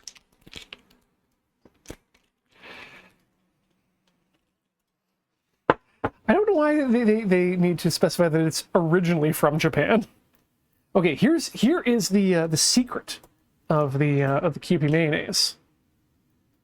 If you take this off and then don't do that, if you don't put this end back on, you can squirt out little stars of mayonnaise. Let's say that looks like a tablespoon. That covers up the tablespoon of the other one. And there is a starry tablespoon as well. Hooray! Cute mayo. Or cute pea mayo. Okay, and then we're just going to zibble strip this up. Probably could have used a smaller container, but oh well, here we are. You don't want to overmix it too much because you don't want to ruin the texture of the... You know, when you're working with 15% leg meat, sometimes that's not enough leg meat to go around. All right. That smells right. Oh yeah, that's the good stuff. Just move it into a corner. I'm going to cover over my sushi rice now. So that seems like a good thing to do. Turn off the... oh yeah, that's definitely in a better situation. Okay. Next up, we're just going to need to slice some veggies and whatnot. So let's do that. I'm just going to put away some vinegar and the mirin because we don't need those anymore. And we're using valuable kitchen space. The soy sauce can also go away until we need to bring that back for dipping. Going to keep you in your form here until the last minute so that you can really firm yourself up. And you know what? Let's bring back my cutting board. Here we go. Slide you over this way. The crab rangoon, mother. I would like to eat some crab rangoon. I don't believe I've ever had it. But it's now a meme, and I want it for my body. Okay, let's start with all these. Let's get out some measuring. Wow, why did I blank on measuring nori? I like to keep my nori in double bagged. You've got your inner bag, which actually has the nori, and then as many desiccant bags as you have for maximum dry. Yes, yep. Tonight's beer is local swill. It is a Pacific Pilsner from the Pacific Western Brewing Company, because my car is currently in the shop, and therefore, the keg delivery doesn't come by until Friday. So that's that. Okay. Let's lop off about that much on that end, and about that much on that end, and then that way, I don't need to do anything fancy. Just leave you up there, along with the wakame. You know what? I'm actually going to grab a separate plate for our ingredients versus our castaways. You have been cast away. All right. And you'll go up there for now. That seems like a good place for you. You'll stay. All right. Let's get this cucumber into some sections. Quarter cucumbers, probably 1/8 cucumber is what we want. There's one, there's some strips. Further cucumber strips. Actually, we probably, yeah, no, I definitely, now that I realize it, want to scrape out the seed portion in the center. So we're just going to slice that out. I'll call one of these a snack for Ian. The other ones can go up there. Let's do that on these two. Otherwise, the reason for that is just that they tend to get a little bit too wet if you don't remove the seed sections. I'm just using standard English seedless cucumbers, despite the seed sections. You can use Japanese cucumbers should you wish. It's up to you. At this point, you're pretty much free to put whatever you want in these things, but this is going to be our suggestion for tonight. It'll be the California roll without avocado. A bird-safe avocado roll with bad, or not avocado roll, California roll with a badly shaped egg made with Teflon-free pans and no avocado. All right, there we go. And then let's just slice these down. Make sure that we've got all the pieces we need. Options, right? That's what we want. Lots of options. Put these away. Peanut butter sushi sauce master asks, you could.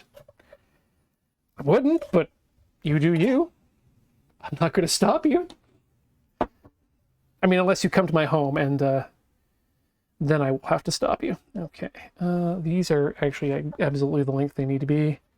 So let's get that down all the way. Let's make some strips. Don't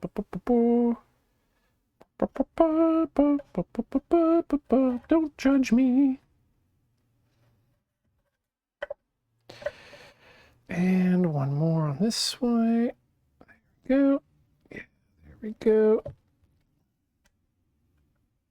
And I can probably do that.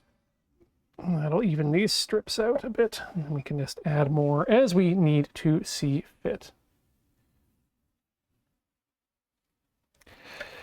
These are still pretty thick. You know what? I'm going to just matchstick these down a bit more in my techniqueless knifing. You seem good. You're as good as you're going to get. You could use a bit more refining. Just roll that knife there.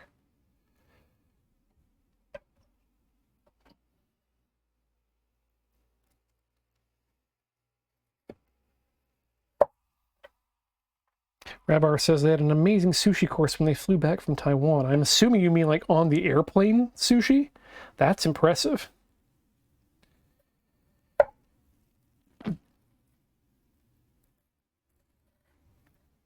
All right, there we go. That's those. We can probably do the same with this. Let's just try a bit of a different technique.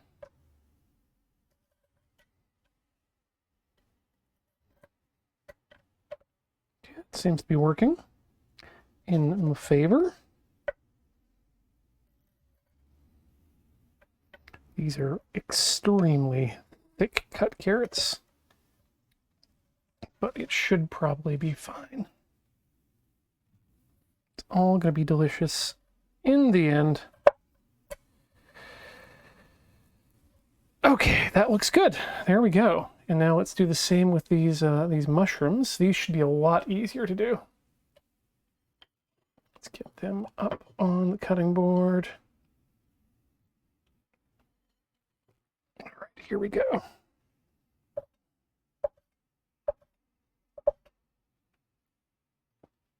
Mushroom strips and mushroom strips and mushroom strips and mushroom strips.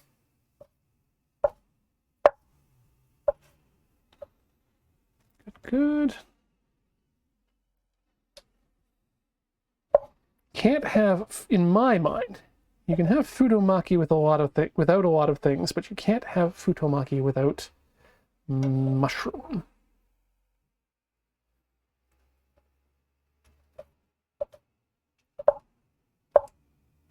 To quote Bahubali, this is my word, and my word is law.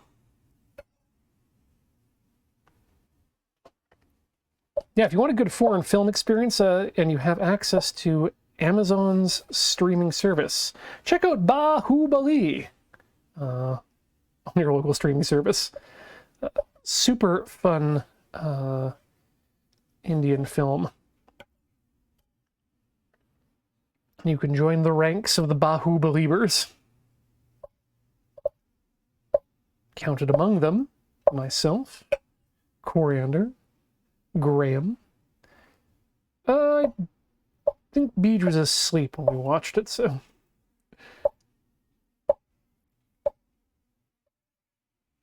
And brownie points, if you're wondering, has the correct spelling of Bahubali in the chat there. Okay, that's all the mushrooms done up. Rinse off that knife and give it a dry down. Wipe up that area on the thing.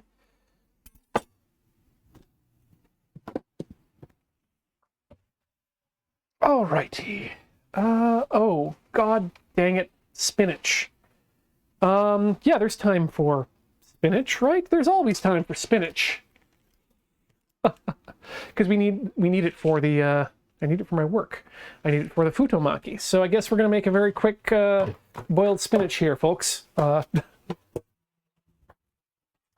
Please don't forget about me. I need to put the fan away first. Now, thankfully, we can speed up some of the process here by, first of all, by spilling all of my oil. That's good on me. Wipe those up there. What sort of device am I going to use for the cooking of the spinach, we need a pot. We need a bunch of water that is boiling, so let's use the hot water dispenser to preheat some water.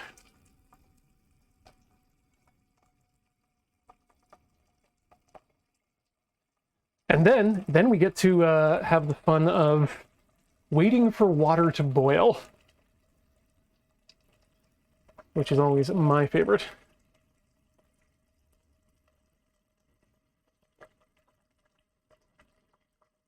Come on, dispenser.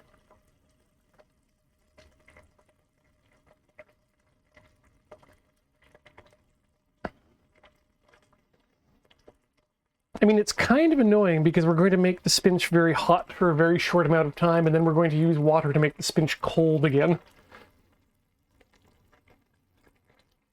What's the metal tool on the right side of the screen? I'm not sure what's being referred to here.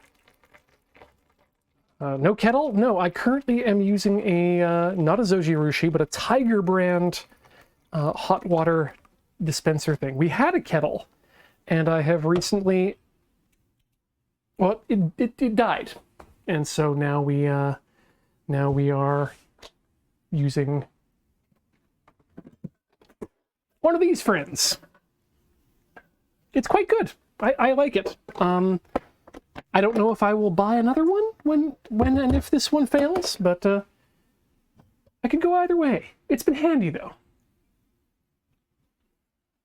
It's nice to not have to wait for your water to be ready.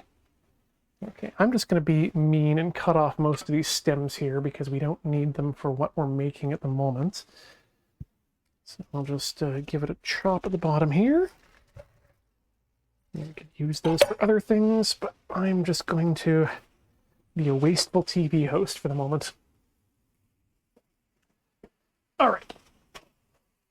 Yes, the salt cellar. Thank you. That is what that silver thing may have been. Okay.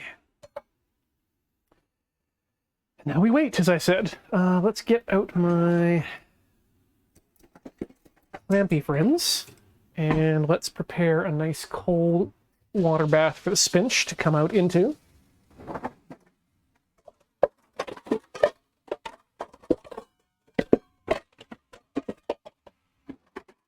And then we're ready to cook spinach.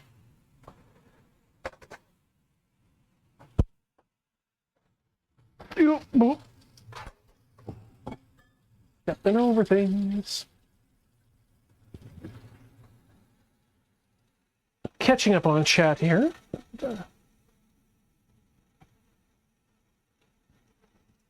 Avery Corvus says, I have a nice induction cook plate that gets the water boiling way faster than my stove. It's a lifesaver if I forget about this thing. Yeah, I would love to move into the world of an induction stove myself, but eventually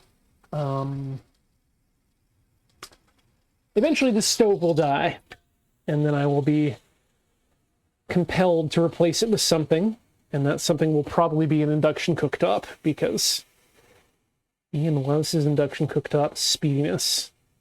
Okay. Keep this over here for a second.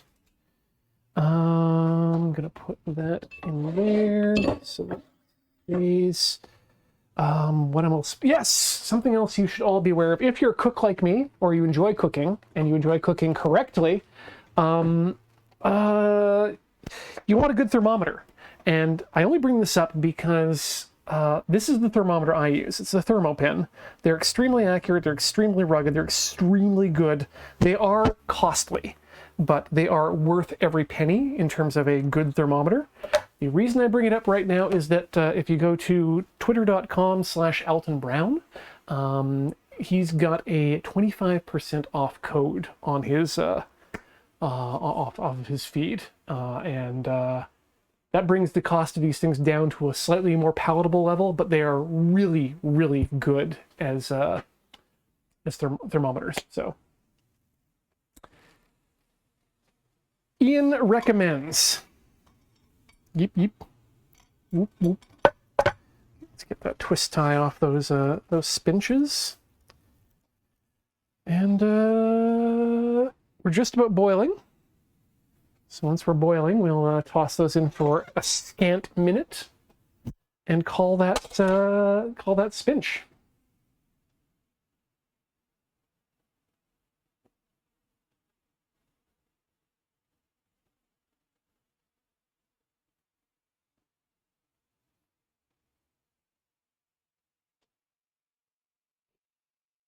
Sorry, I turned to the chat and I see the words ghost pepper natto, and I am intrigued and what's the word? Horrified. I'd love to give that a try. Okay, I think this is boiling enough that we can now Mackenzie spinch. 1 minute timer.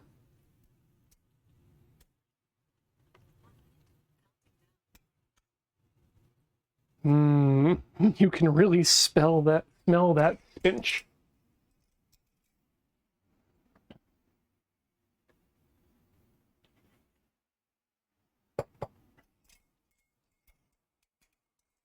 Thank you, Juliamon, for the convention. Yes, we are all doctors here.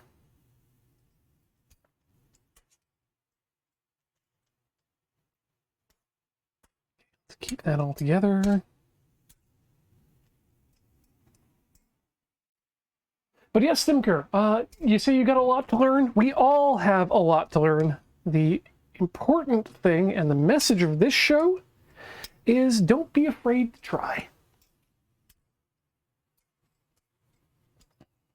You probably can't mess it up that badly. 3 minutes, or 3 seconds. Let's get you into that cold water, my friends. Yes. Stop the cooking process. Enjoy the cooling action of cold water. Boom. All right, we can leave that. Be aware that that is hot. Let's get some more running water under there. Then we'll squeeze that out onto a plate. Probably the plate we've actually already got. Can't let that get out of hand. Don't get too far ahead of me. There we go. I'm not going to show you the wringing process for the spinach because it's not that interesting. Just pick the spinach up with your bare hands. Squeeze it out gently until you've got most of the water out.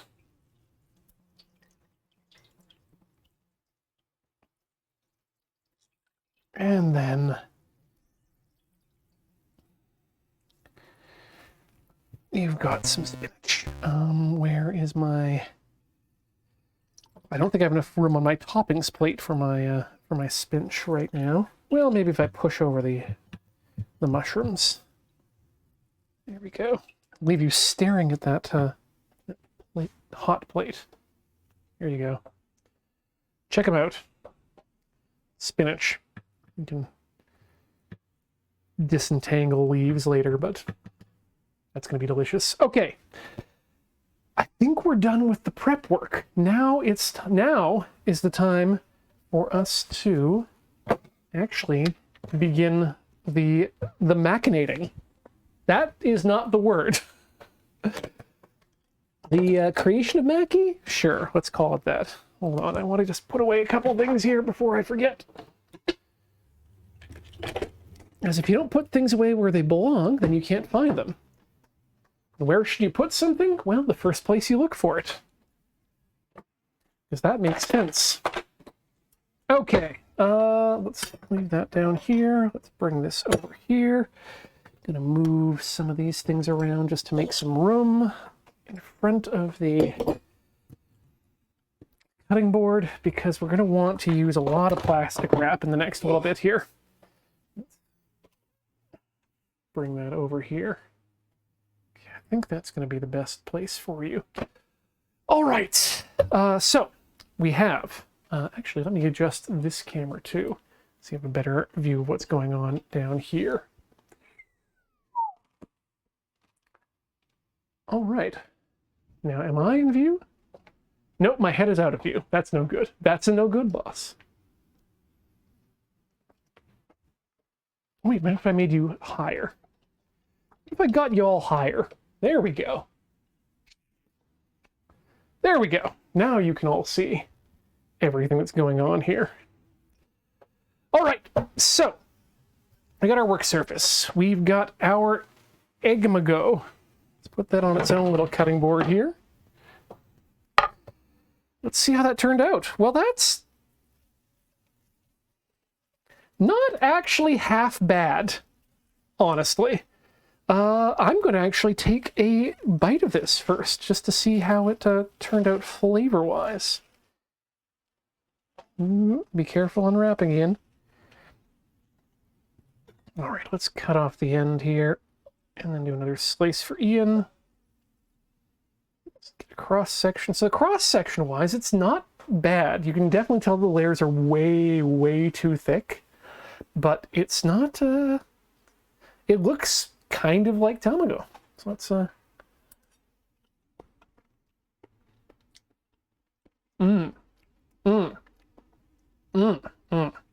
Okay, that's good stuff. So, gonna cut some slices of this now. Maybe we can get 3 out of there. We could probably get 4, but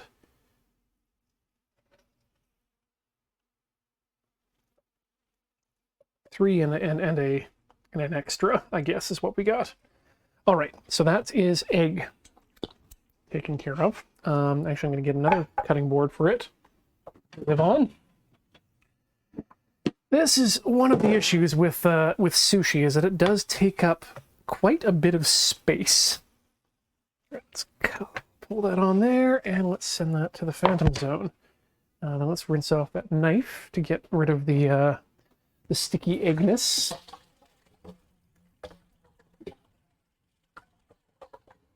And actually, now what we're going to need to do is we're going to need to set up that finger bowl for our fingies and for our knifeies. And for that, we want a 1/4 cup of water with 2 teaspoons of unseasoned rice vinegar. So let's get that out. The rice vinegar is up top. And let's get out our sushi fish. I do have a little fish here. Yeah, we'll use that too.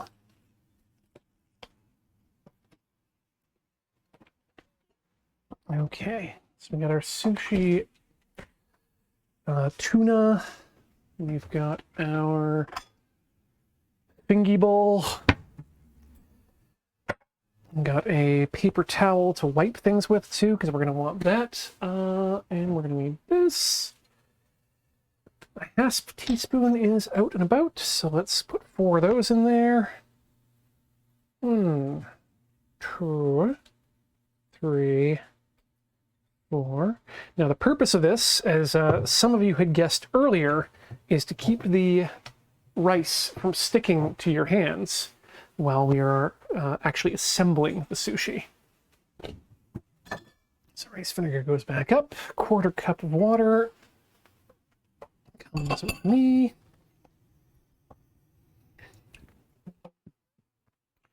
And goes in the fingy bowl. Okay. And yeah, I think I'm going to actually just dump this in this paper towel in there. And then that way we can attach our fingers as necessary. Let's give you a bit more vertical space here so you can see a bit more of what's going on. Okay. Tuna. Let us break open the tuna.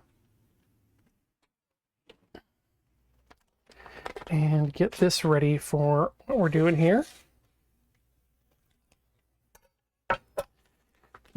Probably want a bit more paper towel for that. Just to absorb things. Let's get that out of the baggie. Give it a quick daub. I'm pretty certain that this particular tuna has been dyed after the fact, but I won't hold it against it. Will hold it against my mouth in just a few minutes, though. And let's see if we can make some sushi logs. Straight down there. And then another one here. Let's leave that one for now. Ooh, didn't quite get all the way through. Well, that's on me. And then we'll do the same thing, and we'll just slice that right down the middle there. This is absolutely not proper sushi technique, but hey, I'm not a proper sushi man. Okay, that's that. Let's dip our fingers in the stuff and get a fresh paper towel as well to wipe that up. And yeah, now I guess we're just rolling. So let's see what we can do. Put that down. Let's cover it up with some plastic wrap, because that makes things easier for the rolling and for the cleaning. Put that underneath. I'll do the same on this side. That makes sense, right? Yeah. Okay, now the rice. Move you over here a bit. So we're going to take, let's make our hands nice and sticky, or unsticky, and let's grab some rice. Put it on the thing. And we can use our paddle, or we can use our hands. We should probably use our hands, technically. And we just want to cover the whole thing. And I just realized I might have done this incorrectly, but that's okay, because we can recover. Because what we're going to make, now that we've done this, is an uramaki. What's an uramaki, you say, Ian? Well, it's an inside-out maki. And so, we just do this. And normally we'd put sesame seed on the other side, but I completely forgot to do that this time, so... Sushi rice doesn't want to spread that well. That's fine. As long as we get nice even coverage. Even coverage is what you want, and you want a very thin coverage, because we're going to be rolling this all up. And so any extra is going to cause too much. But you definitely want like corner to corner coverage, because that's kind of how the maki works. Another rolling situation. Put a bit more up there. Throw that on there. And you know what? Let's use our fingers again. Spread that out there. Okay, so finger work is a little bit easier, I think. Especially if you're dipping your hands in that that extra vinegar. Okay, so that's roughly an even thing. So let's now, because this is going to be a inside-out maki, rinse our hands. And let's get a nice little piece of tuna, or not tuna, nori. Okay, and I've added too much rice, it seems, on the side here. That's okay, we can deal with that. And now we add the innards. So for this one, we're going to do a California roll. So let's add cucumber. And then some of this here crab mixture. Let's push this over so it's more visible. Crab mixture goes. There we go. Crab mixture is going to go on this way. Yeah. I like crab, so let's add crab. You're going to want to put these down as strips across parallel to the direction perpendicular to the direction you're rolling, parallel to the axis that you are rolling. There we go. We got that. Let's lay down some tuna. One and guess we can chop that in half and add the other bit. Okay. Sure, why not? We got crab, we got tuna, we got that. Do we want anything else in the California roll? I don't think so. I think that's everything we want for that.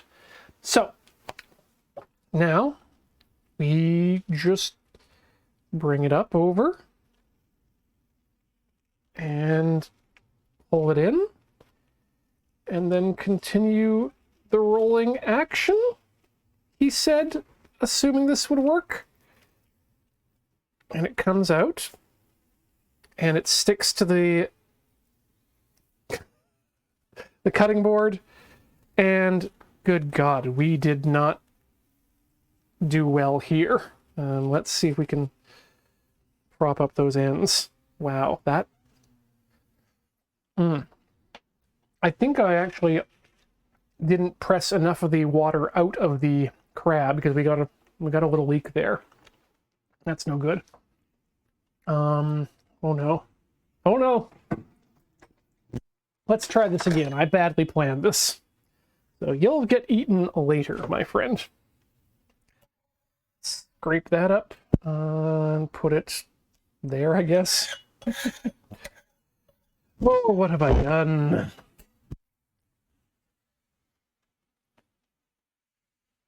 All right, let's try this again. First and number one, we're going to eat this rice. And then we're going to put down more plastic wrap. Okay. I'm sure this roll that we bust up is going to be delicious, but it is still a bust up roll. Okay, let's try this again in a more correct manner. First, the nori.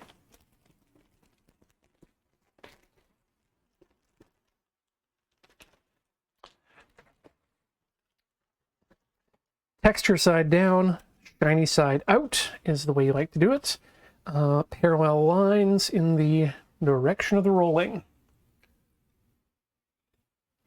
Next up, more rice.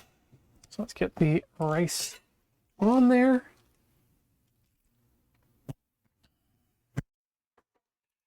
And then let's wet up our fingers and spread that out.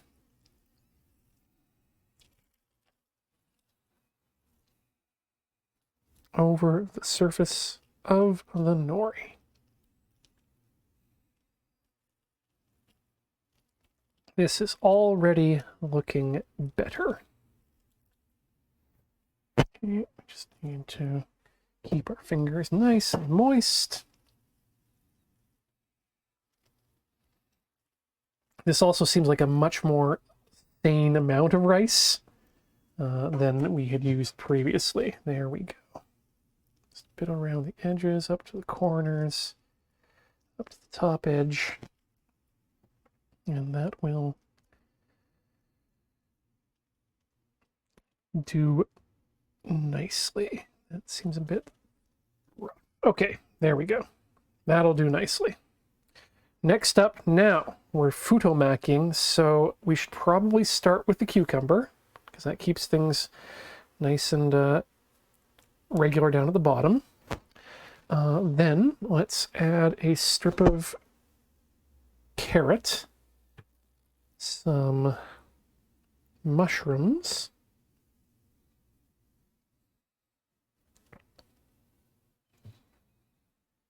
Oh, I am all over the place right now.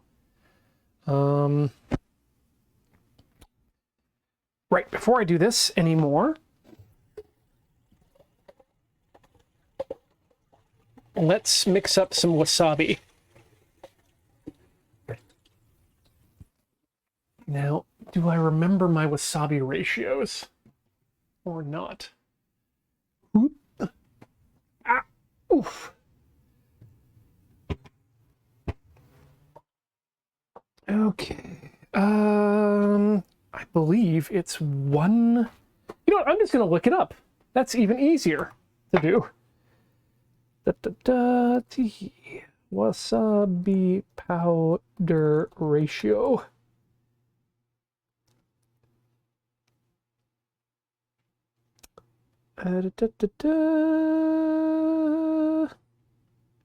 Come on, what's the ratio? Yeah.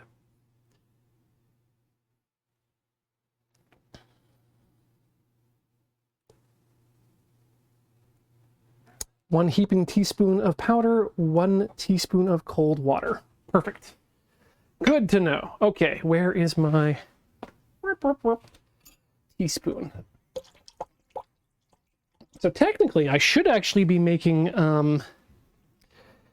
I should be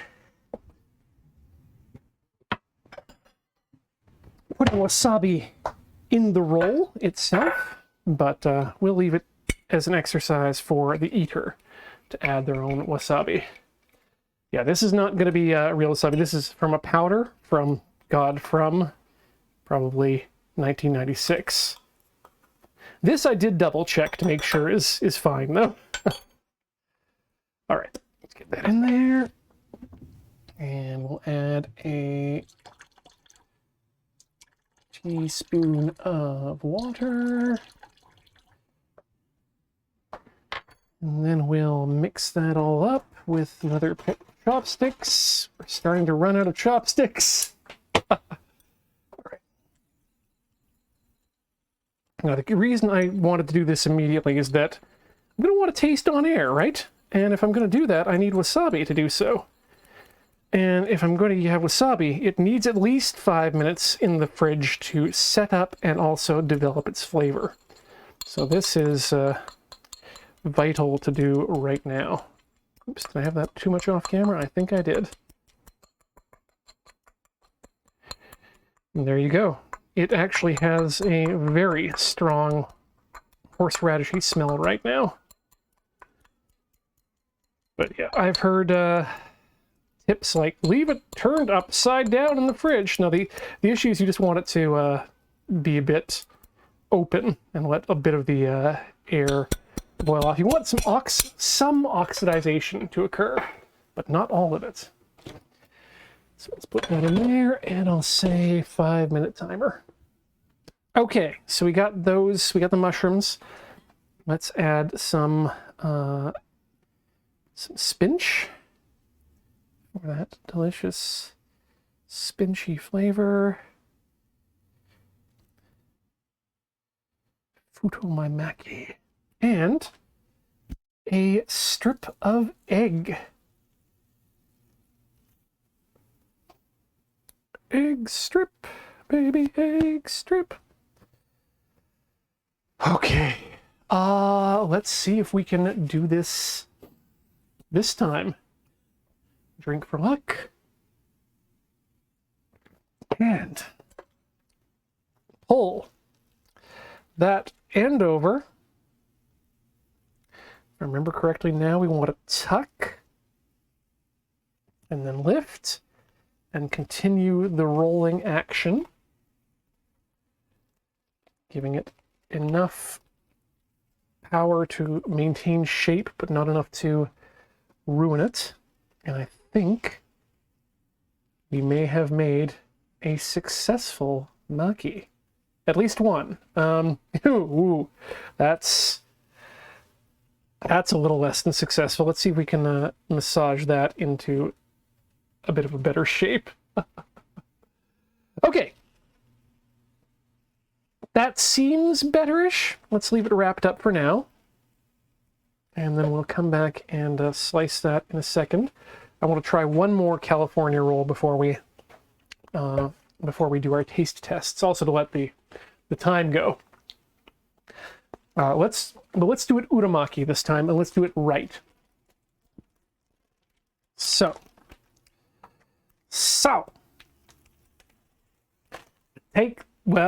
first of all, we lay down another layer of plastic wrap because that really helps. Okay, put that in there, fold it over, seal the sides, fold the bottom, seal the sides, lay down the nori, add the rice. Okay, that looks like the right amount. Wet the fingers. Spread the rice.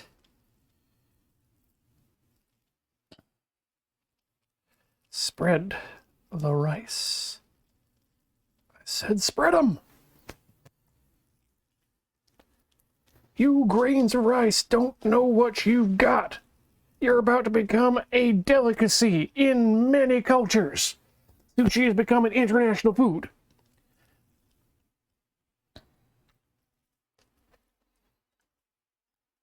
Or at least a food loved by people the world over. I mean, we're literally making California rolls. This is absolutely international food. What am I talking about?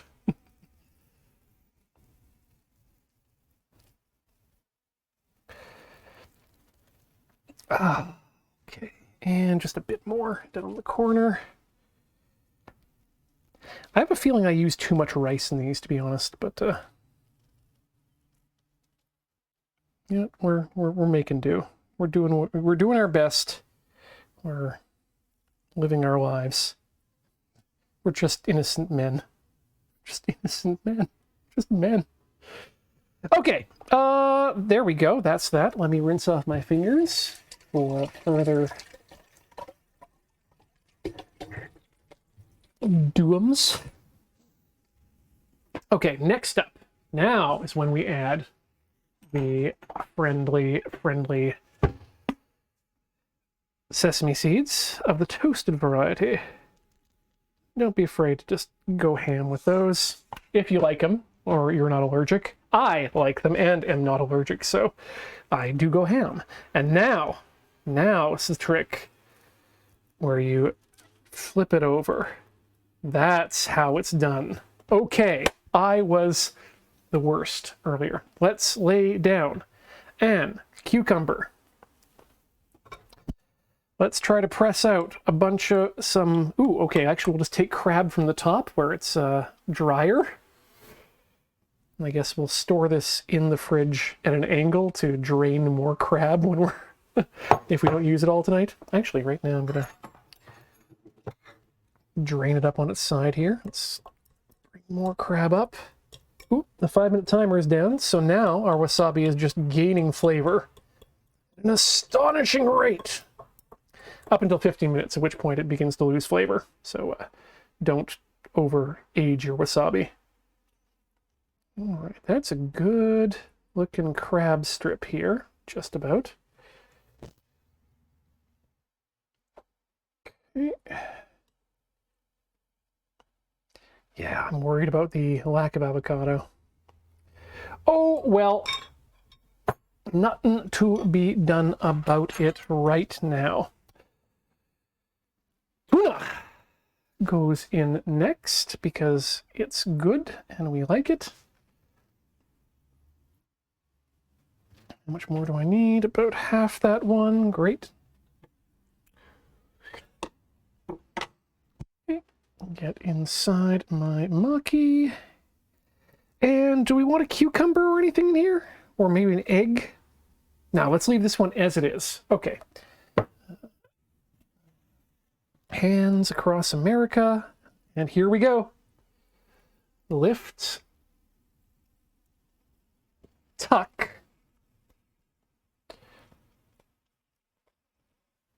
And roll.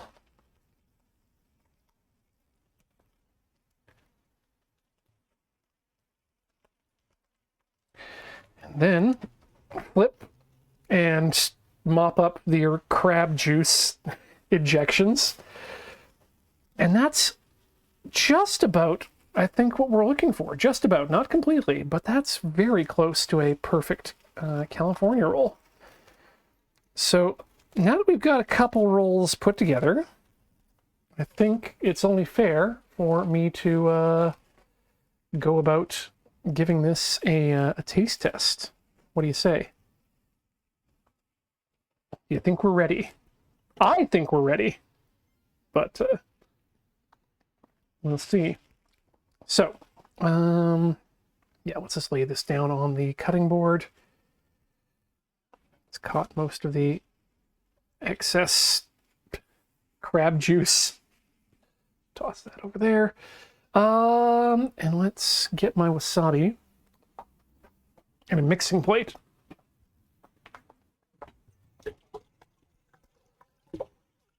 And we're about to do some more learning. Where is a appropriate dip?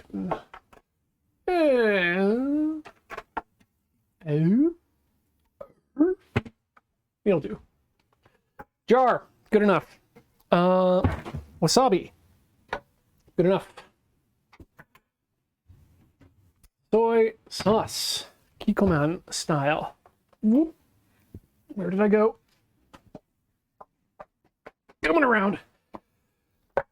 All right, so we'll just use my wasabi chopsticks. Let's add a little bit of wasabi. That's way too much wasabi to the inside. Now you may be thinking to yourself, Ian, what are you doing? It is not traditional for sushi to be served with wasabi mixed together with the soy sauce, to which I say, be, I say. It is not indeed traditional. However, it is in fact contemporary within the country of Japan to mix your horseradish with your soy sauce. And you know what? If it's fine for if it's fine there, it's fine for me. And yeah, it's delicious. So as Arclight says, so why not? So now we've got our big old thing. And if this was setsubun, I guess we could probably just take this and mash it into our face while staring in the appropriate direction. But I'm going to bring you back down here because I think we're about done constructing. Whoop. Hey, what's up? Nope, that's not high enough. There we go. There we go. That'll do. And let's bring this down.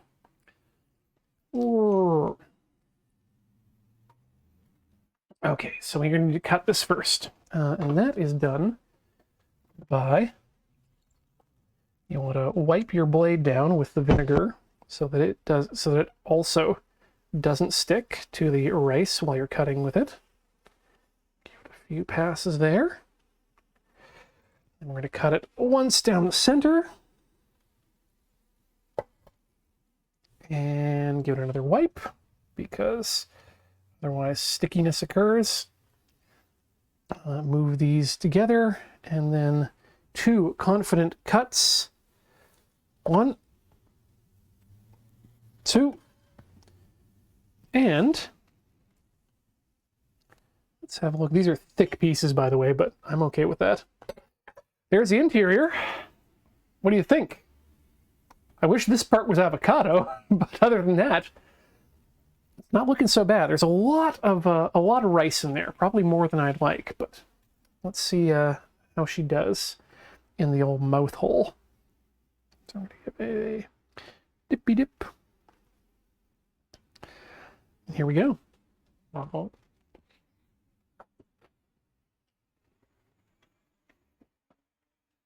Mmm. Mmm. Mm-hmm. Mm. Mm. Mm-hmm. Okay. Okay. Okay. Things that I have learned today. I need more practice with the maki rolling because I'm not quite up to par with that yet. Crab needs to drain longer than you think it does. Thing number 2 I've learned today. And the third thing I've learned is that I can make maki at home. And that's a dangerous thing to know because now I no longer need to go out to get it. This tastes amazingly fresh. This has none of the staleness, the coldness, the almost the hardness of store-based maki that I've had in the past. So this is just real good. Okay, you know what? We have to. Now that we've had this, we have to give the futomaki a try. So let's give it an unwrap from its prison. And let's do a similar thing. Wipe it down and give it some cuts.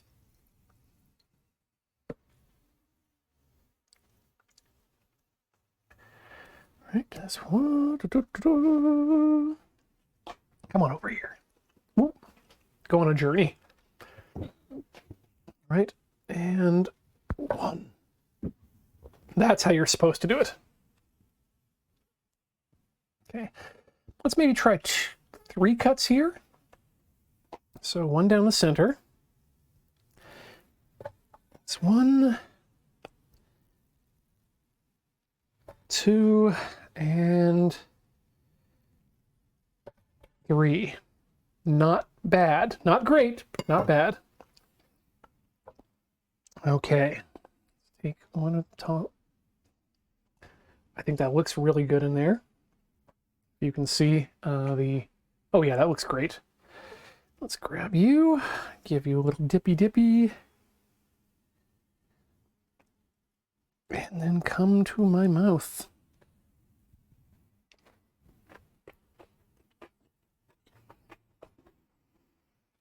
Mmm. Holy moly. So our egg looks like shit, but tastes like heaven. That may be one of the best futomakis I've ever had, actually.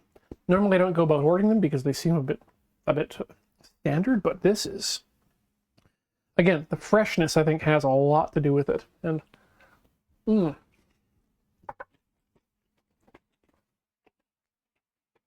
going back with one more is absolutely worthwhile. Put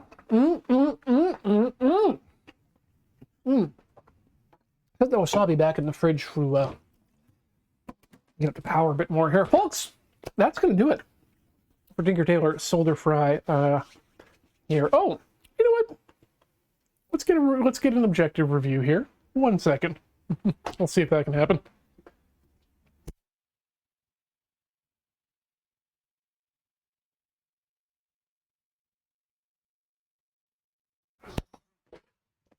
All right, folks, you asked for it, and you're gonna get it. Oh boy, are you gonna get it. Here is some California roll and some futomaki for you to try. And let us know what you think.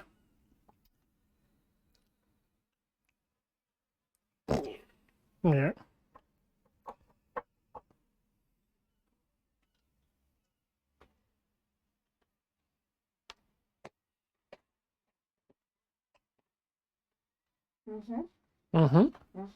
Okay.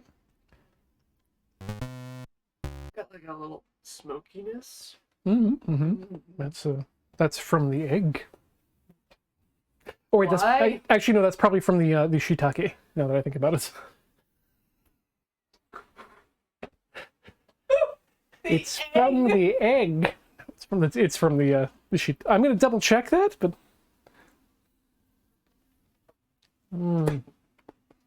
Oh yeah, no, that's from the shiitake. Okay. Oh. I mean, I do enjoy saying egg. Oh. Okay. Now I'm afraid of the California roll. Why would you be afraid of the California roll? Because one of these has a smoky egg. What's in the California roll? Eat the California roll. What's in the California roll? It's got cucumber, crab, and tuna. And it's fine.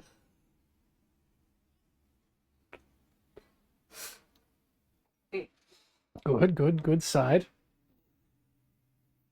Side dunk.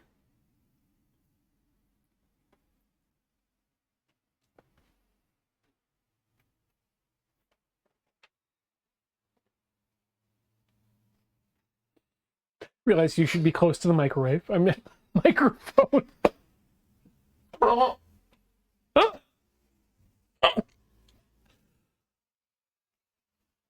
Trying to take reasonable bites. Usually I would just shove the whole thing in my mouth, but Oh no, that's it's a lot. it's what I did.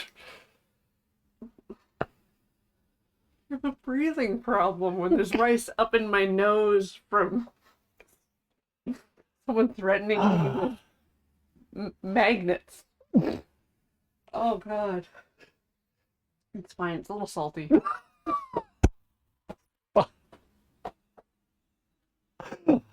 Don't know why it's salty. It's probably the soy sauce. Maybe the shouldn't be the crab. Probably not the crab. Folks, that's going to do it for this episode of Tinker Tailor Soldier Fry here on the Mighty Loading Ready Run Video Entertainment Network. If you enjoyed what you see, you can. You okay? Do you need to get out, or you? Oh no, I finished these. Okay, good.